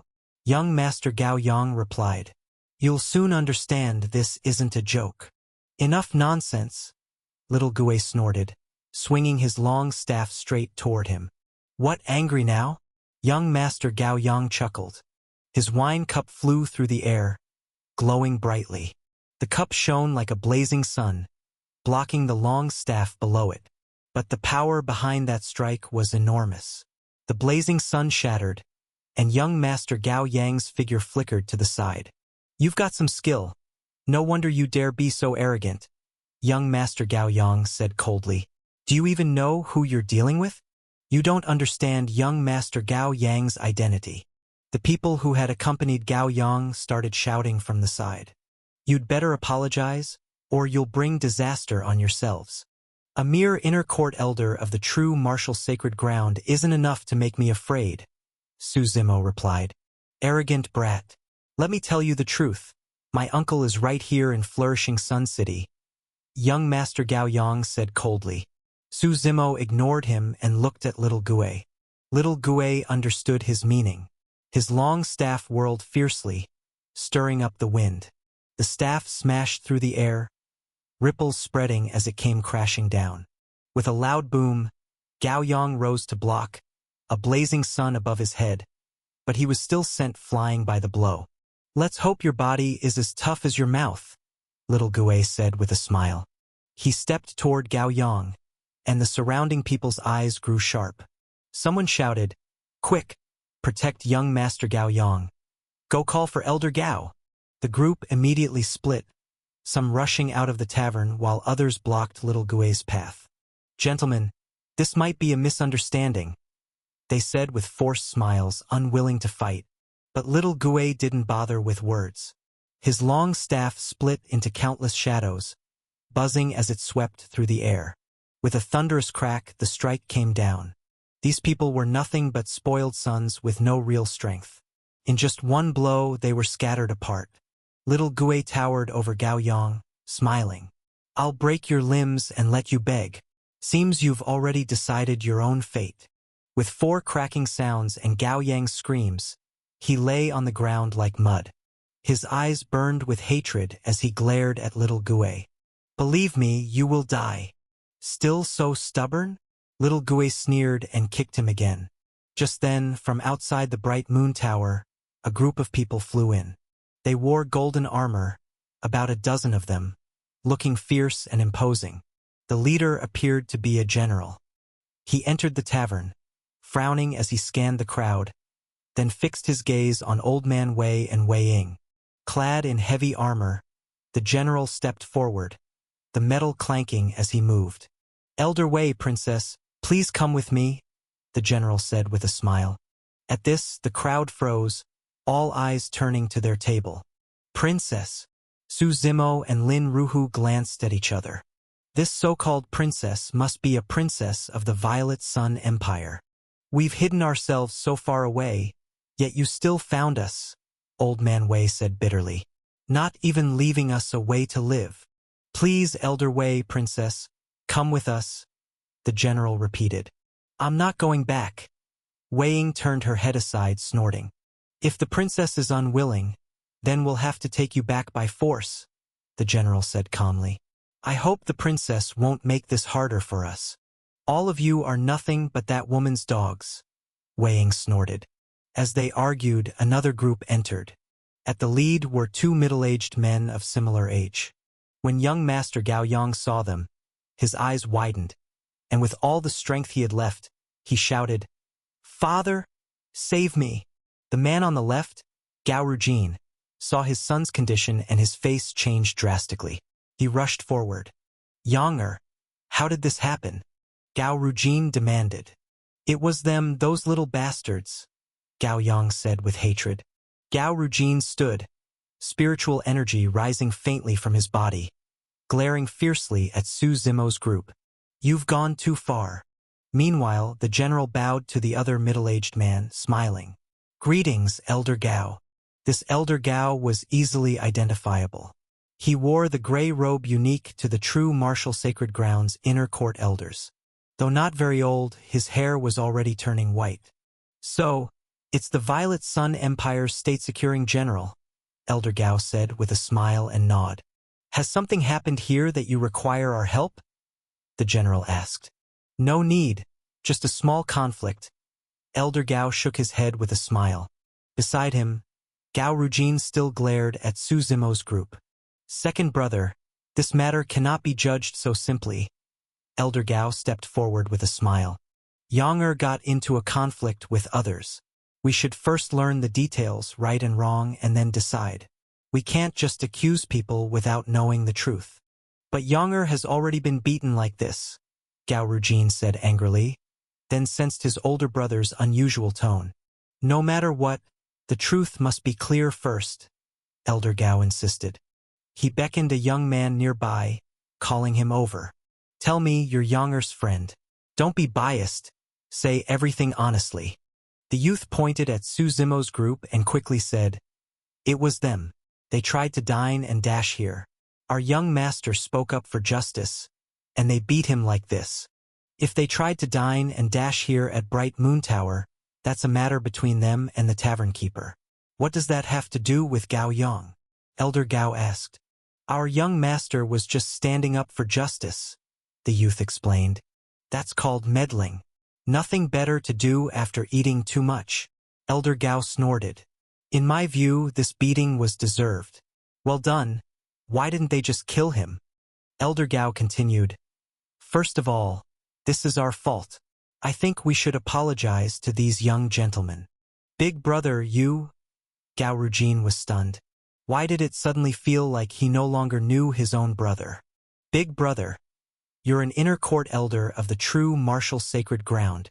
Chapter 995, Attacking Immortal Extinction. Gao Rujin's words were not finished before he was interrupted. "Silence!" Elder Gao snorted coldly. "Precisely because of my position, I must handle this fairly. I have always been upright and uncorrupted. Do not speak to me of family matters. Otherwise, from today onward, I will have no ties with the Gao clan." When Elder Gao said this, he then changed to a smiling face, walked to Su Zimo and the others, and said respectfully, "Young masters, I apologize for alarming you. Are you satisfied with how I handled this?" "Him?"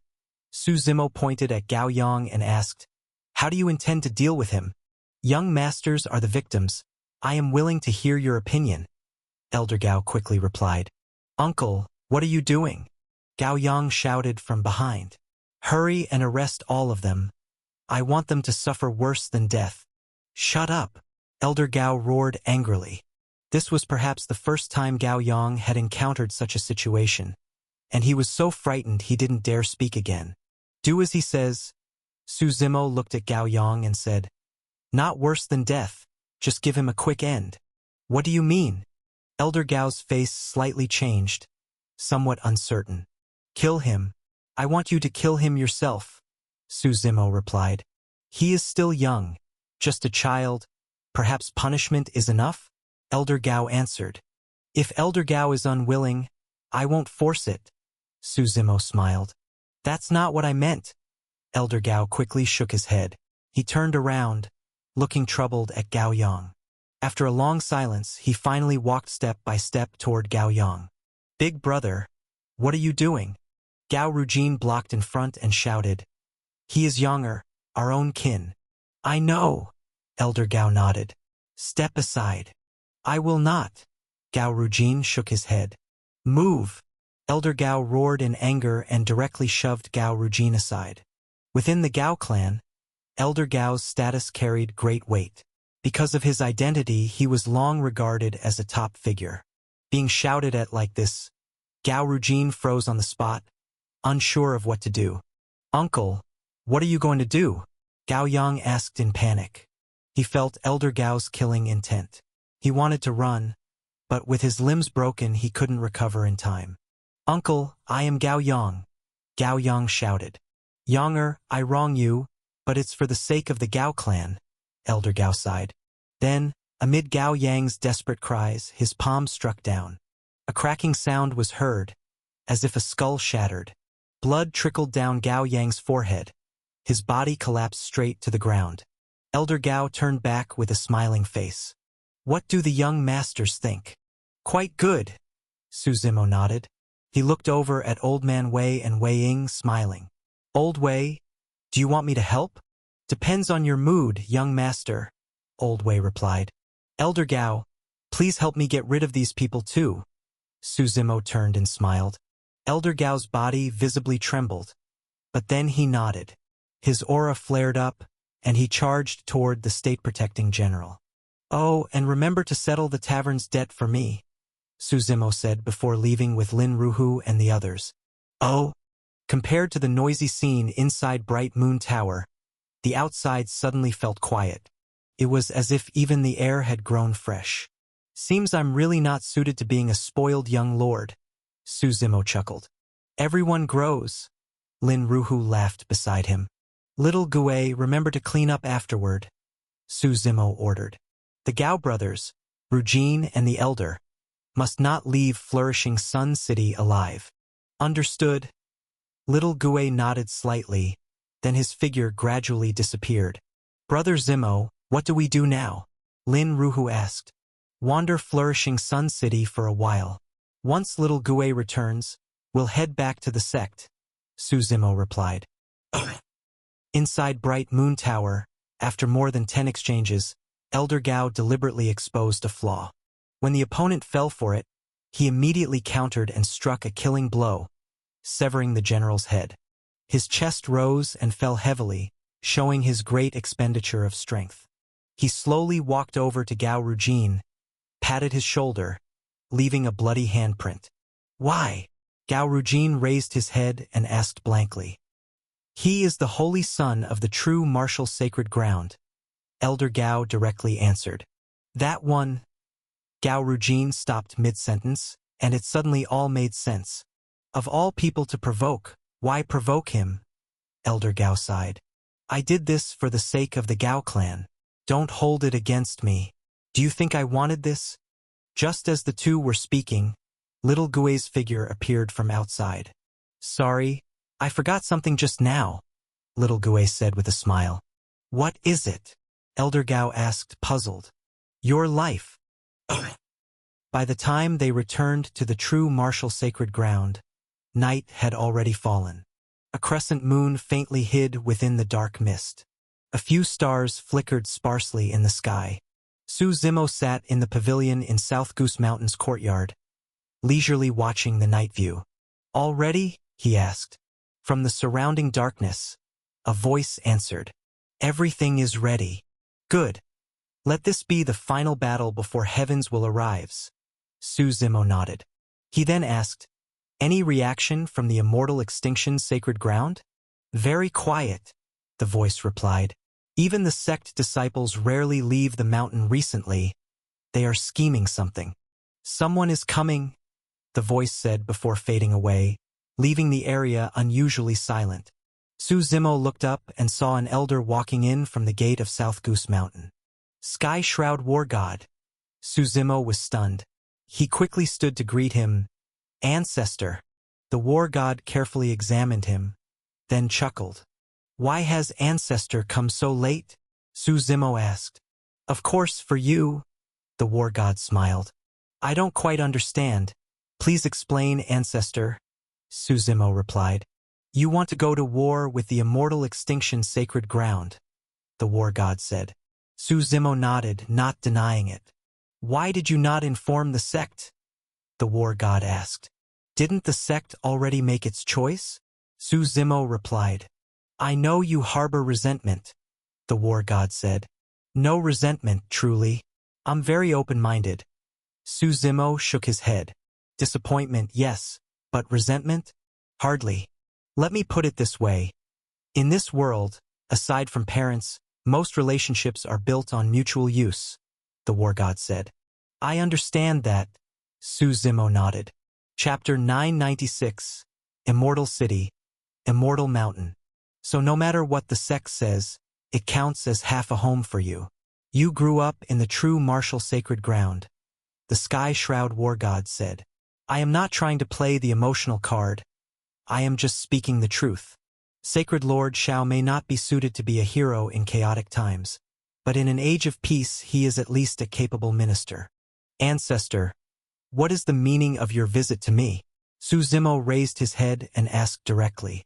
This time when you go to the immortal extinction sacred ground, it also counts as the true martial sacred ground's contribution, the Sky Shroud War God said. I can also take the chance to meet some old friends. Since Ancestor has set aside his pride to come and ask me, naturally I will not refuse, Su Zimo nodded. I only hope some things never happen a second time. That's good, the Sky Shroud War God replied. I'll speak to Sacred Lord Shao. As for the others in the sect, don't take it to heart. To be honest, you hid yourself deeply enough.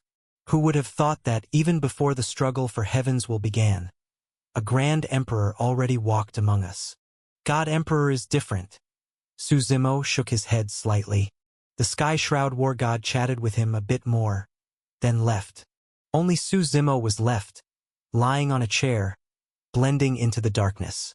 The sky gradually brightened. The heavens seemed to turn gloomy, with fine drizzle silently falling, landing on the skin and chilling to the bone. Su Zimo summoned the maidservants Chun Shao and Xiaqiu, instructing them, tell the sect, I'm leaving.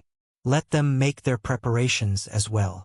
Then he called for Lin Ruhu and Little Gue, and the three of them rode atop the vast body of chaos, their figures gradually disappearing into the distance. Immortal City, the main city of the immortal extinction sacred ground. This was a city steeped in the river of history, sworn to endure forever. Only because behind it stood the sect of 5 Grand Emperors, the immortal extinction sacred ground. It was shrouded in mist, and from afar, immortal might surged, as if mountains and ridges were forming and dissolving within the immortal fog. The entire city was ancient yet overflowing with immortal charm. Some even regarded it as a holy city of the Overlord region. Drizzling rain fell gently. The sky in blue-gray mist, the rain like smoke. People hurried along, and everything seemed as though it had just broken dawn. For the residents of Immortal City, this was an ordinary day. Although recently news of Bailey City kept arriving, and discussions filled the taverns and tea-houses, most people didn't take it seriously. For this was Immortal City. They knew no one dared to offend it. The sect of 5 emperors, its glory had spanned one era after another. Uncle Wong, give me a meat pie, a voice called from the street. It's raining. Bring it over to me. Uncle Wong, the vendor, had just wrapped a steaming pie in paper when he suddenly noticed the oil pan in front of him begin to shake. The surface of the oil rippled, waves rising, boiling over. Sensing something, he raised his head in shock, only to see that at some unknown moment, the sky above was filled with countless figures. There were those of the dark primordial race, and also of the divine gate of the Elden lands. Regardless of strength, they had nearly come in full force. "Uncle Wong, what are you staring at?" The voice of a regular customer still rang from across the street, but the vendor no longer thought of pies, only of the feeling that the sky itself was collapsing. "Where is the Lord of Immortal City?" A vast voice boomed like thunder across the heavens above. Like thunder born in the autumn dew, it rolled down, carrying pressure and an unstoppable momentum. Only a few seconds after the voice fell, a figure slowly walked out of the city lord's mansion. "I, Mu Chengmiao, Lord of Immortal City, greet the honored ones." The figure lifted his head and replied calmly, "We are here by order of our master to encircle and suppress the immortal extinction sacred ground. Are there those of the immortal extinction sacred ground here?" The voice in the heavens asked again. Though the voice was thunderous, making scalps tingle, Mu Chengmiao still braced himself and replied with a bitter smile, "I am the city lord appointed by the immortal extinction's sacred ground. The sect asked me to deliver a message. If you have come, you may proceed to the immortal mountain ahead. They await you there." Hearing his words, the presences in the sky fell silent. After a long while, an earth-shaking might descended. That might enveloped the entire immortal city. Mu Chengmiao felt as though every bone in his body would shatter beneath it, his blood surging backward, his face pale. After holding on for a moment, at last he knelt to the ground. At that instant, not just him, when that pressure descended, nearly all in the immortal extinction sacred ground fell to their knees. The people raised their heads in terror, yet could see nothing, only feel an imperial might that pierced the heavens, as if contending with the very sky itself. "To the immortal mountain," the voice in the heavens ordered. All the figures stepped into the air, heading toward the front of Immortal City. Only after they all departed did Mu Chengmiao feel the pressure release, his whole body relaxing. He tried to stand, but his knees, shattered when he first knelt, could no longer support him. Unable to rise, he lifted his head. It has changed. The heavens have changed. In April, the immortal mountain was brocaded with beauty, a painting woven of clouds and mist. On the Qilint's back, stone runes cracked. Beneath the coiling dragon's scales, red branches snapped. Divinities drifted amidst the clouds, and immortals riding cranes arrived. This was the posture of Immortal Mountain. Shrouded in immortal mist, this colossal entity of 5 emperors, this existence acclaimed as one of the strongest powers of the primordial heartlands, had slumbered within the immortal mountain for countless millennia. From afar, stepping into the mist, all that could be seen was white expanse. Going further, the visage of the immortal mountain gradually appeared. The Qilin turned into immortal stone, the coiling dragon into immortal trees. The mountain was endlessly tall. Tens of millions of meters would not be an exaggeration. At its peak, it truly seemed to tower above all. You could not see clearly within it, for it was too vast. Divine beasts turned to stone, divine trees eternal. Clear waterfalls poured from the mountain's summit, spanning tens of millions of meters, from top to bottom, like a silver river, spraying water into stars, a wondrous sight. Jagged rocks, shaded woods, blossoming flowers. The essence of sun and moon circulated through all things. Jade towers and celestial palaces arose from the ground, magnificent architecture everywhere. Disciples in broad robes walked, some gray, some white, some purple. The styles were the same, only colors differed. The robes themselves exuded majesty. Phoenixes soared, ancient beasts cried softly. Strange peaks rose like stars across the sky. When the dark primordial race and divine gate arrived, even though their forces already rivaled imperial lineages, at this sight of Immortal Mountain, they still could not help but sigh in awe. Compared to their own sex, this was like heaven and earth apart. This place was like a paradise beyond the world, like a palace in the sky, breathtakingly beautiful, yet also dreamlike, as if it existed only within a dream.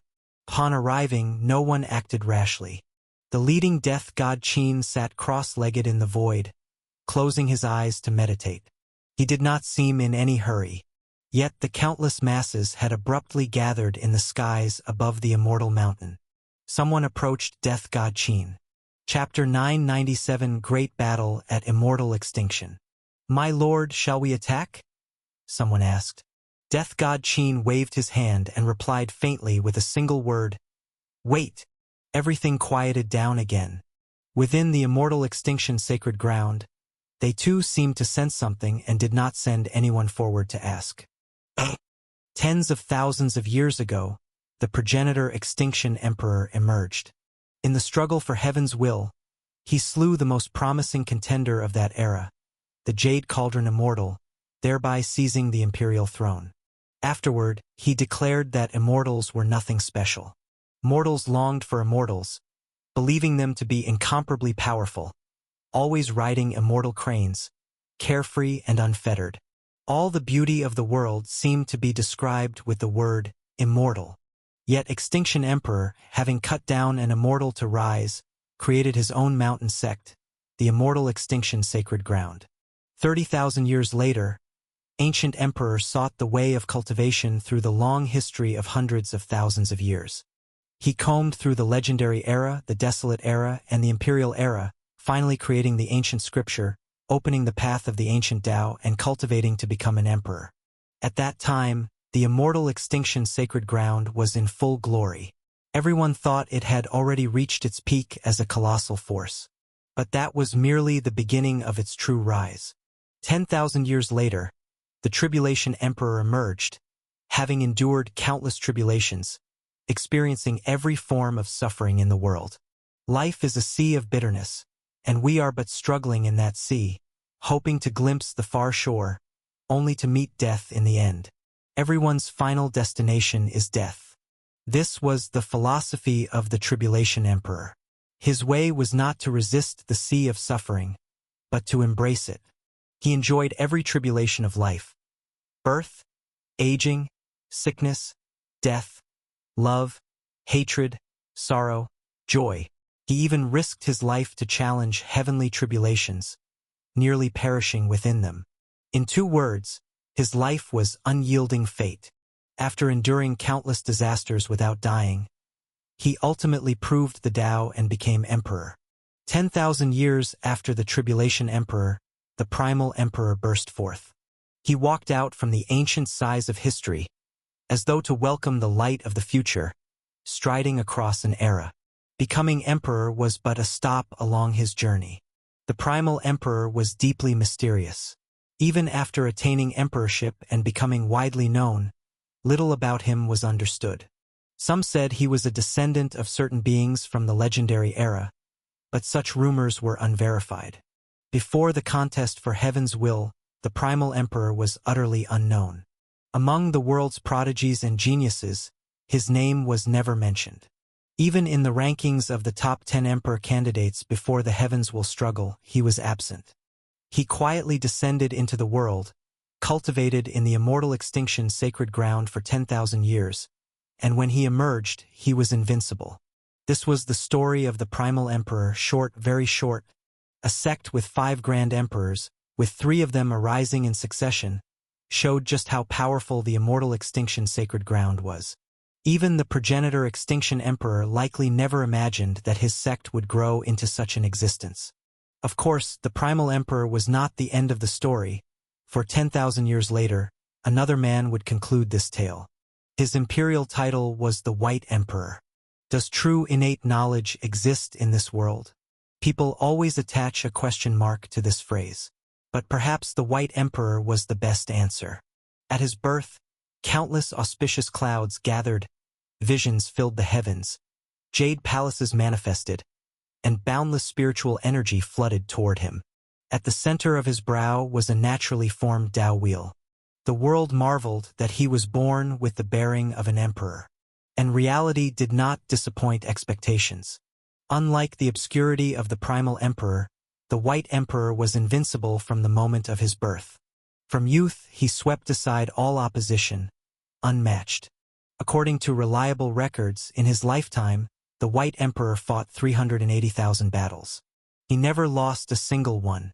The truth of this number was never questioned, for no one had ever heard of him being defeated.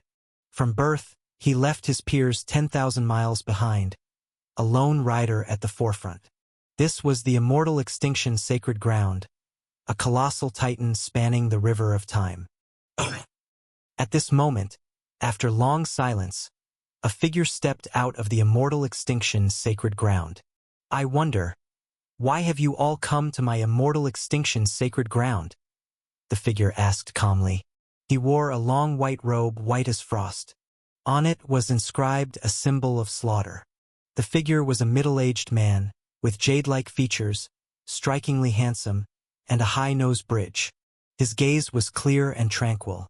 This man was none other than the current sacred lord of the immortal extinction sacred ground, Feng Tianya. Master Feng, it has been a long time, Death God Qin said with a slight smile. You dark primordials still survive, yet instead of hiding like turtles, you've come to my sect. What do you intend? Feng Tianya said faintly. We come under orders. Today is the day of your sect's destruction. Why waste words? Death God Qin replied. Then you underestimate my immortal extinction sacred ground, Feng Tianya said. We do not wish to oppose Holy Sun Tzu, but if he insists, we are not afraid. As Feng Tianya's voice fell, clapping echoed. From the front, the dense crowd parted, and accompanied by Lin Ruhu and Little Gue, Su Zimo slowly stepped forward. Master Feng's words resonate with me, Su Zimo said with a smile. Not fearing trouble, but never provoking it. So I ask, where's your sect's holy son? Let him come meet me. Changhen is in seclusion. I fear you will be disappointed, Feng Tianya replied. Then I won't mince words, Su Zimo said. Just now you said you did not wish to oppose me. Then what of Lu Changhen's recent deeds? Did I misunderstand? Was he not claiming to be the foremost under heaven, to eradicate demons and uphold the Tao? Why is he now hiding like a turtle? I don't know about that. When Changhen emerges, I will have him apologize to you. How about it? Feng Tianya said. No need. Since I came today, even if I must force my way in, I will see him, Su Zimo replied. If your sacred ground wishes to stop me, you may try. As his words fell, the tens of thousands behind him surged with power, their combined aura shaking the heavens. Feng Tianya remained unmoved, his eyes narrowing slightly as he replied, Do you truly look down upon my immortal extinction's sacred ground, boy? You are only fit to be trampled beneath my feet, Su Zimo said coldly. His words stirred fury. From within the immortal mountain, countless powerful auras erupted into the sky. The vast fog was pierced, and the heavens roiled with storm and fury. The entire immortal mountain trembled. Bring out your ancestors. Let's not waste time, Su Zimo said with a smile. The outcome of a battle is decided by the highest powers. As a sect with 5 grand emperors, the number of old ancestors of the immortal extinction sacred ground was naturally not small. Even the war generals under the 5 grand emperors could not be ignored. Chapter 998 Celestial Star Formation. Hearing Su Zimo's words, Feng Tianya swept his gaze around before asking, Where is the God Emperor? So it turns out what you fear is the God Emperor, Su Zimo said with a smile. Without relying on the God Emperor, how could an ant like you possibly challenge my immortal extinction's sacred ground? Feng Tianya countered. It was clear that he had great confidence in the sect, a confidence that bordered on blind faith, but it was not without reason. Seeing Su Zimo remain silent, Feng Tianya gave a cold snort and waved his right hand. In an instant, an astonishing aura erupted from Immortal Mountain. With a rumbling sound, the spirit force within 10,000 miles surged violently toward this place. This was the sound of the Immortal Extinction Sacred Ground's Guardian Formation being activated. A 5-colored radiant barrier enveloped the mountain on all sides. From within the sect, countless powerful forces surged up to converge into the barrier. The light screen was not only nourished by spirit force but also reinforced by the strength of countless cultivators. Apart from an emperor, no one could possibly break it. The display of power made all the onlookers' expressions shift slightly. The immortal extinction's sacred ground had clearly been preparing for this moment, waiting for their arrival. I have prepared a small gift for everyone. Please, do give it a try, Feng Tianya said with a smile. Raising his right hand, endless spirit force began to spread out. In the void between the immortal mountain and the gathered crowd, space was forced into a vacuum, creating a vast area. Within this area, countless beams of light shot out from the mountain. Each light represented a formation flag. They were innumerable, impossible to count. As countless flags merged into the void, they resonated with the heavens, causing starlight to fall down from above. Though it was broad daylight, the sky shone with countless dazzling stars. As the stars descended, the void before everyone's eyes began to transform. Murderous intent spread within, deep and boundless. The starlight brilliant, endless changes unfolding. This is... Death God Qin furrowed his brows, seemingly deep in thought. After a long pause, he spoke solemnly. The celestial star formation. So there is someone who recognizes it. Feng Tianya laughed from the front. Please, step into the formation. What is the celestial star formation? Lin Ruhu asked in confusion. It is an ancient formation. Legend says that in the legendary era, there were three most powerful formations. The celestial star formation, the grand god fiend formation, and the grand primordial formation, Death God Qin explained. These three formations represented the pinnacle of the legendary era. Countless gods fell within them. That's strong, Lin Ruhu asked in shock. The requirements to refine such a formation are extremely high and difficult. Qin Yu nodded, then continued. To set it up requires forging 365 greater star banners, corresponding to the 365 main stars of the heavens. Then it requires 14,800 lesser star banners, corresponding to 14,800 secondary stars. In addition, countless cultivators must empower it with their strength in order to bring forth its unmatched might. Hearing this explanation, Lin Ruhu muttered, the greater star banners as the root, the lesser star banners as the trunk, countless cultivators as the branches, and the power of the stars binding them together. Such a formation could likely only be resisted by a grand emperor. That is not entirely correct. If the celestial star formation were complete, even an emperor might not be able to resist it, Su Zimo said with a smile. The complete formation requires the power of billions of divine beings, with each deity representing a star. But since no divine beings remain, they have substituted humans. In this state, it no longer requires an emperor to break. At Su Zimo's words, Feng Tianya snorted heavily. He then replied, in that case, let us see if Holy Sun Su can endure the formation. Su Zimo laughed heartily and strode into the formation first. But Death God Qin blocked him. Let others test it first, see its strength before entering, Qin cautioned. Don't worry, I have my own way of dealing with it. Su Zimo shook his head slightly. He stepped forward, and instantly the world before his eyes changed. From outside, it looked like a sky full of stars, dazzling and magnificent. But within the formation, every star became a strand of killing intent. In an instant, it felt as if a million blades of slaughter had locked onto him, making his scalp tingle and goosebumps rise. Su Zimo raised his head and slowly took out the heaven derivation astrolabe. The nemesis of all formations, it derived the changes of the celestial star formation, unraveling any formation within it. Since obtaining it, apart from using it once with the hexagenesis immortal formation of the Mo Imperial clan, he had seldom brought it out. His cultivation was strong enough to directly break most formations. But now, against the celestial star formation, it was the perfect counter. The heaven derivation astrolabe was a circular object, as round as the moon, with dazzling starlight and a hanging galaxy upon it, beautiful beyond words. The moment it appeared, a strand of starlight shot into the grand formation, and the murderous intent instantly vanished. The formation, which had been about to activate, ground to a halt. The disk spun at a speed of tens of millions of revolutions per second, linking to the formation and unraveling everything within. "What are you doing?" Feng Tianya outside suddenly felt a sense of dread. The moment the star disk appeared, he realized the formation had slipped out of his control. He was no longer able to command it. Panic welled up inside.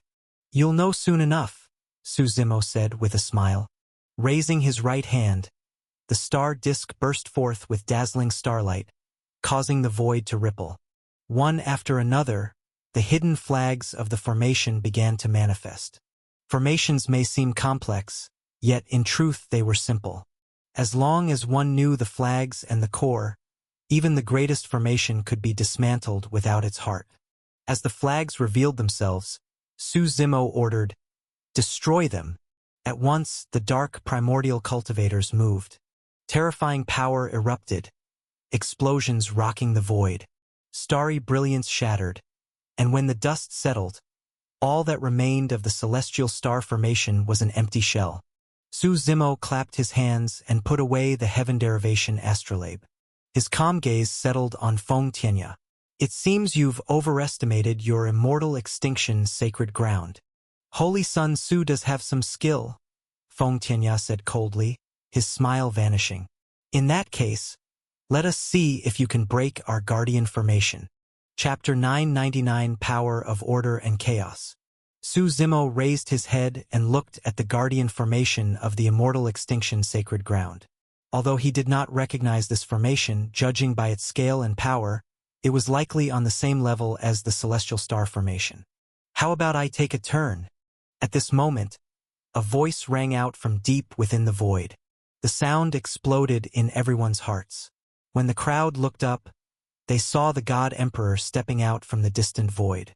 Beneath his feet, countless golden steps appeared. With each step he took, a new stair formed in the void. The steps shone with golden light. He wore a long red robe, as bright as if it had been dyed with fresh blood. The emblem of the divine gate was clearly visible before everyone's eyes. His long hair flowed without wind, imperial might surged from his body, and within his eyes surged the majesty of countless divine powers. "Greetings, God Emperor," Feng Tianya greeted respectfully. Whether in talent or strength, the God Emperor could be considered a senior. He was someone from a very ancient era. "Sacred Lord Feng, let me test your guardian formation." The God Emperor waved his hand, unwilling to waste words on courtesy. "Does the God Emperor truly wish to stand as our enemy?" Feng Tianya asked. "You know what I detest most?" The God Emperor replied calmly. "It is that self-righteous attitude, as though the world is yours to rule, when in truth you are nothing but ants. If that is so, then by all means, God Emperor." Feng Tianya answered coldly before his figure retreated back into the mountain's protective light screen. The God Emperor raised his hand, instantly gathering endless God power. Space and time within his grasp completely froze.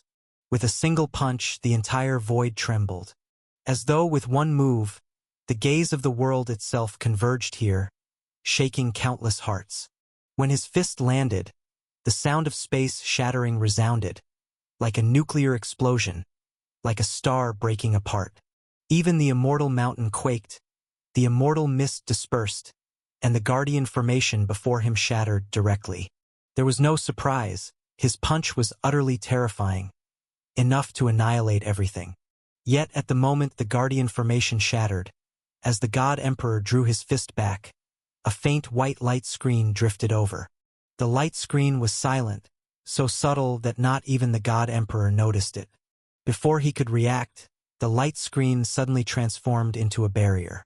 As it neared him, it enveloped him completely. The light membrane was like a great net, instantly trapping the God Emperor within. Seeing this, laughter rang out from within the immortal mountain. A white-haired elder stepped out, walking across the sky with extraordinary bearing. His hair, beard, and long robe were all snow-white. Yet strapped to his back was a blood-colored long blade. The blade was like a shattered shadow, its surface flowing with thick streams of blood light. That is... Someone looked at the elder who had suddenly appeared and, after a moment of shock, finally recognized him. It's Celestial Heretic. Yes, the former war general of the ancient emperor, ancestor Celestial Heretic. The elder laughed loudly as he strode forward through the sky, his voice booming. Since you have come to my immortal mountain, you shall be welcomed. Vast power surged around him. His long white hair spread behind him, flowing without wind. His aura gave off an extremely strange feeling, half immortal, half demon. The god emperor looked at the light membrane encasing him and raised his massive palm, striking at it directly. But the light membrane seemed to absorb all of his strength, without the slightest reaction. No matter how he attacked, it remained completely unscathed. Don't waste your strength. You cannot break it, Ancestor Celestial Heretic said. This was formed by the power of order and chaos. Power of order and chaos? Someone nearby asked with confusion. What is that? Have you heard the ancient saying, when heaven and earth had just begun, the primal chaos was like an egg? At that time, the newborn world was being nurtured. The chaos was boundless, with countless gods and demons inhabiting it. In order to protect that newborn world, chaos placed an order upon its surface, forming a light membrane to safeguard it. Ancestor Celestial Heretic explained. Hearing this, Su Zimo chuckled. No wonder your immortal extinction sacred ground is so bold. You had long been prepared. In the past, when the ancient emperor searched across the future for the Tao, he once obtained this light membrane. Ancestor Celestial Heretic said coldly. Even he could not destroy it, and so he left it within the sect. Did you truly think our immortal extinction sacred ground had no trump cards? And what are you trying to say? Su Zimo asked with a smile. Our immortal extinction sacred ground is not like the Bailey Imperial clan. Holy Sun Su, your journey has been far too smooth. Ancestor Celestial Heretic replied indifferently. So smooth that you seem to have forgotten your place. Before Su Zimo could answer, a loud voice came from behind. Celestial Heretic, you are in no position to lecture the juniors of my true martial sacred ground.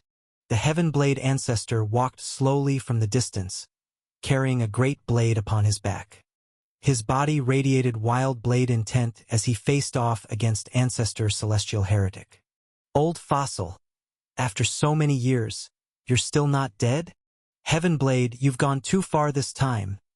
Ancestor Celestial Heretic narrowed his eyes and answered. Bring the others out as well. We are hardly old friends. Ancestor Heaven Blade Ancestor said bluntly with a wave of his hand. So, your true martial sacred ground is truly set on war against us? Ancestor Celestial Heretic asked. The blood blade on his back trembled, as if endless blood energy were spreading outward. If anyone went too far, it was your immortal extinction sacred ground who started this. Ancestor Heaven Blade Ancestor replied. Fight then. Do you think we would fear you? Ancestor Celestial Heretic snorted heavily, then turned his gaze toward the dark primordials. If you withdraw now, I promise that in the future of the primordial heartlands, there will be a place for you. Much obliged for your generosity, Death God Chin sneered. But words from a lineage about to be destroyed are no different from farts. Good, very good, Ancestor Celestial Heretic laughed angrily. The immortal extinction sacred ground had stood in this world for countless years, and none had dared speak to them like this. Just as conflict was about to erupt, a vast pressure descended from above. The chaotic scene was immediately suppressed. Everyone looked upward, toward the summit of the immortal mountain. At the source of the roaring waterfall, a man stood in the sky, gazing toward the northwest. With a soft sigh, he said, Let Sky Shroud come. This man looked young, perhaps only 30 years old. Of course, appearances meant little for cultivators. He wore a white robe, with long brows and deep, calm eyes. His aura carried a tranquil acceptance. It was as if he could dissolve everything.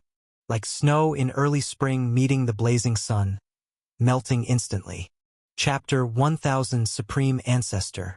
The aura wrapping around this man was no longer immortal might, but true nirvana void power. He was a nirvana void-level powerhouse, the pinnacle of the mortal world, an existence that had already transcended. His gaze swept across everyone present, and each person felt a crushing pressure, as if their very hearts were being seen through. He bowed deeply toward the God Emperor. God Emperor, if you step back, we shall take this power of order. How about it? Supreme, do you think this thing can hold this Emperor back for long? The God Emperor said lightly. But when the words, Supreme, came out of his mouth, everyone trembled. After all, Su Zimo's assault on the immortal extinction sacred ground had already drawn the attention of the entire continent. Everyone was watching this battle in their own unique way. The apex of heaven. To grasp sun and moon, to control the stars, to decide the rise and fall of all. The apex of earth. To tread the 9 netherworlds, transcend reincarnation, and transform the map of divinity. The apex of immortality. To finally achieve supremacy. This was the first general under the Extinction Emperor in ancient times, an old monster who had survived countless eras, standing tall in this world. Truth be told, by his age, if he hadn't stepped into the Nirvana Void realm, he should have long been dead.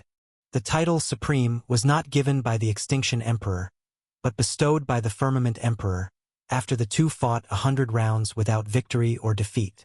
It was that battle that made the Supreme Ancestor famous in one stroke. Thus, he knew full well how terrifying a Grand Emperor was, and he also respected the God Emperor deeply. At this moment, hearing the God Emperor's words, the Supreme Ancestor calmly replied, "We don't need to hold you for long. The Primordial Heartlands has its own laws and rules. The Grand Emperor's time here is limited. When that time runs out, you will be forcibly summoned into the outer heavens." His meaning was clear. They could not imprison the God Emperor, nor did they need to. They just had to wait until time itself forced him away. This was also one of the reasons why every Grand Emperor was compelled to ascend when their time came. And why does the God Emperor not think about your own future? The Supreme Ancestor continued. Here in the Primordial Heartlands, you are unmatched. But once you enter the outer heavens, everything begins anew. We of the immortal extinction sacred ground have 5 Grand Emperors there already. Do you think you will survive? You dare threaten me? The God Emperor's eyes narrowed, his tone flat. Back then, his heaven's will had been shattered by 3 Grand Emperors joining forces. That humiliation had always been a scar in his heart. No other Grand Emperor in history had ever suffered such disgrace. It is not a threat, only a statement of fact. The Supreme Ancestor shook his head calmly. Then let's test it.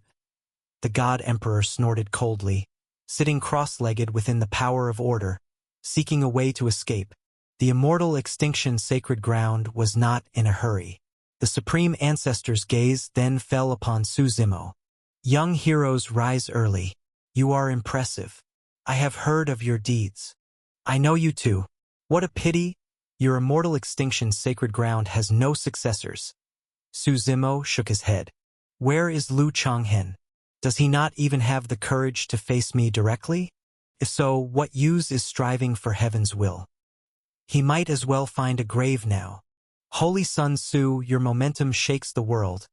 You have already destroyed several imperial sections. Naturally, he dares not face you. The Supreme Ancestor replied. Cowardice or fear, it is only human nature. Even I, knowing there are still Grand Emperors alive in this world, feel unease in my heart. But what matters is not fear itself but facing it head-on. That is the path a true strong one must walk. Then has he faced his fear? Su Zimo laughed. He will, given time, the Supreme Ancestor replied. Then he looked toward the distant horizon and chuckled softly. Sky Shroud, it has been a long time. The void was torn open by a massive hand, and the figure of the Sky Shroud war god stepped out. Clad in battle robes, he looked as he had back when he followed Grand Emperor Jinwu. Those streaks of silver now ran through his long hair. His withered skin was covered in wrinkles. He was an old man, seemingly at the candle's last flicker. Compared to the supreme ancestor, there was an obvious gap. An old man, a middle-aged man.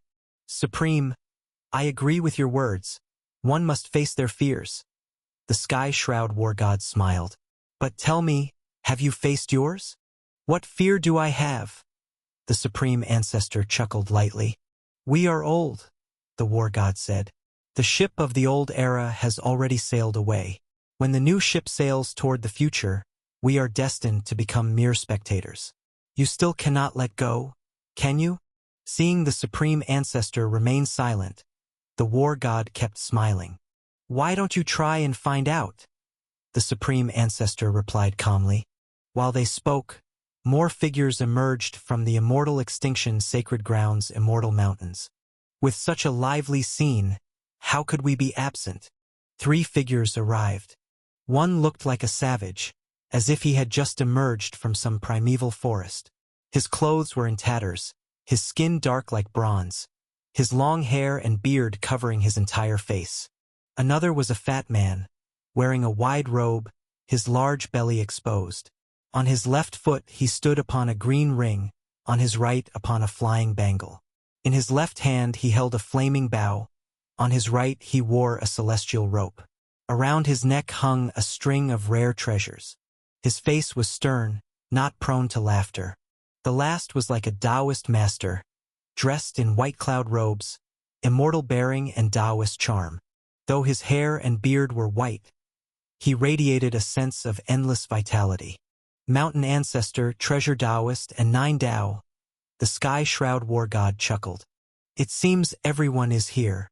One sect with 5 grand emperors, these 5 were naturally the sect's 5 war generals. Now, only these 5 had emerged, but no one would believe that the vast immortal extinction sacred ground consisted only of them. The sect had stood for thousands of years. The number of powerhouses it had cultivated was beyond count. At this moment, even those who had not yet appeared within the Immortal Mountains were releasing terrifying auras. Their might soared into the skies, as if declaring war on their enemies.